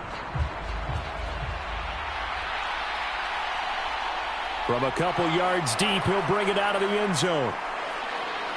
And they'll get him down right around the 25, actually the 26 officially, so a net gain of 1 there. Detroit's offense ready to take over. And they unfortunately are staring at a mini losing streak developing, trailing here in the 4th quarter. This would be their 3rd straight defeat.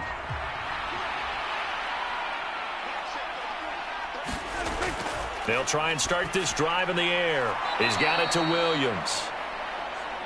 And that's good for a pickup of 10 yards. And they'll be left with a 2nd and about a foot. You cannot write these guys off just yet, not with a quarterback like that under center. You mean it actually crossed your mind with him running the team that you could actually maybe write this game off? Not yet. Not a chance. Not with him. We've seen it too many times. A good gain on first has him set up with second and just a couple of inches now from the 29. Prescott's throwing. And now the ball's out. Fumble near midfield. And the Vikings pick up the football. And they're going to bring this one back. It's a fumble return, a scoop and score for the Vikings. The pass receiver turned into a runner, then he turned into a fumbler, and it goes the other way for 6. I love your description. Although for the offense, they're not too happy about it. But for the defense, what a big-time play for them. Never give up on anything. Sometimes you create your own points. But the receiver, hard to fault him. He's just going for extra yards. And now, as with every potential turnover, they're going to take a second look at this just to make sure. Now the question, was the knee in fact down before this ball comes loose? And is the video convincing enough to overturn it? A lot of factors here. Remember, you also need clear possession of football afterwards. This is a tough one to overturn.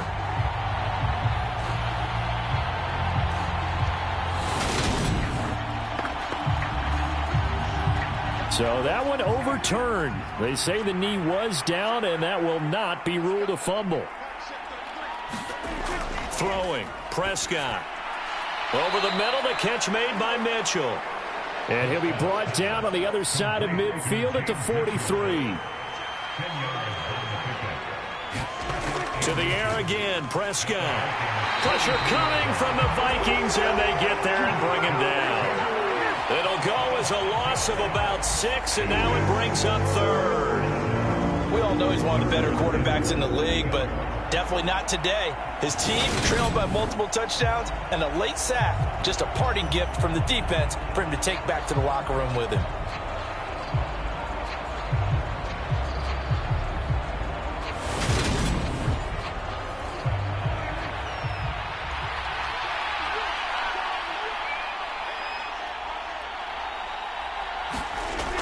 Now Prescott.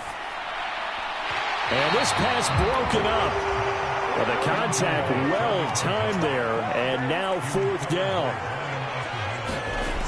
Desperation time. Prescott on 4th. And it's incomplete. They cannot convert, and they turn it over.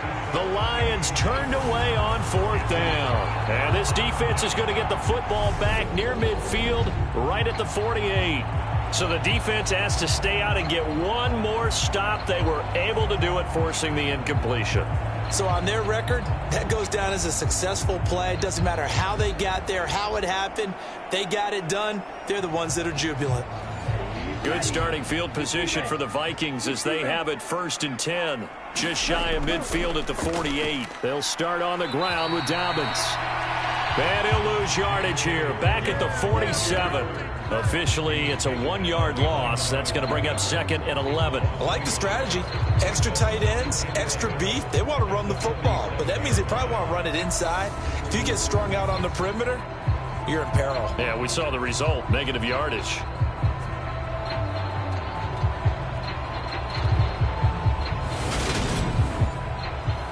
A loss of a yard there to start out. That leads to a 2nd and 11.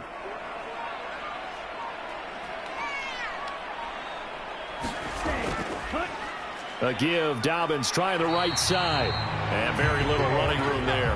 He did get a couple up to the 49. 2 minutes left to play in this football game here on EA Sports. And the Lions going with an extra DB here on 3rd down. Looking to throw. Hall. They'll try and set up the screen to Swift. And he'll get nothing out of that one. Good contain, no gain on the screen, and it'll bring up 4th down. And I know that one didn't work out the way they thought, but I don't think it was a bad time to call this play. You're thinking on 3rd down, you might possibly see some pressure. You might see a blitz. So they tried to set up the screen, but that one was well read, and they stopped them for no gain. Here's Thomas Morstead now. He'll boot it away from about his 35. This is away, but boy, headed straight for the sidelines. And no return possible here as they angle this one out of bounds. And Detroit getting set to go now. Well, probably not much that they can do at this point, CD. Down 3 scores late in the 4th quarter. This is going to be a little too much to overcome, you would think. Yeah, they'll go down swinging, but in the end, I think we saw the writing on the wall a while back because one team was clearly better than the other in this one. And while it didn't quite reach blowout status, I think we knew who was going to win this one well before we got to this stage. So now they'll come up on 2nd and 10, once again from the 28. Now Prescott. He finds his man, complete. It's Gibbs. And he's able to get out to the 32, brought down there. The Lions will use the first of their timeouts as they stop it here with 1:07 remaining. Prescott from the gun on 3rd. And there's Williams. What a catch. And he is going to have a Lions first down as they're able to get the 3rd down conversion. Prescott. And a quick throw here, that's complete. And he's got this down a yard or two shy of the 40 before he's out of bounds. They'll throw again. Prescott over the middle, complete. That's Gibbs. So signs of life in what's been a dormant offense in this second half. Here's 1st and 10.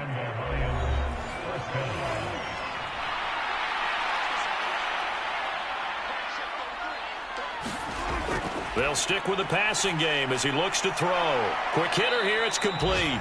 And they'll work this down inside the 30. Now the offense will burn their 3rd and final timeout as he'll stop it with 11 seconds remaining in the ball game. From the 29, Prescott got his man complete over the middle. It's Gibbs. So the final seconds have ticked away in this Minnesota victory. Well, on one side of this, Charles, an impressive victory. On the other, I mean, you think about it, they scored in the first quarter, but then they didn't score in quarters 2, 3, or 4. They're going to have a lot of work to do before stepping back on the field. Yeah, it'll be an interesting tape to analyze, won't it? Because why did it work in the first quarter, but nothing in quarters 2, 3, and 4? So we always talk about adjustments. You don't just wait till halftime. You do it series to series. They'll be working on that in preparation for their next game. So for Minnesota, the win gets them back over 500 at 5-4 on the year. And they'll get another home date next week as the Packers will come to town. Meanwhile, for Detroit, they drop back to 500 now at 4 up and 4 down. And they will be back home next week for a date with the Washington Commanders. I'm Brandon Gaudin. Certainly have to thank Charles Davis, my broadcast partner, and our entire crew. We'll catch you next time right here. It's the NFL on EA Sports.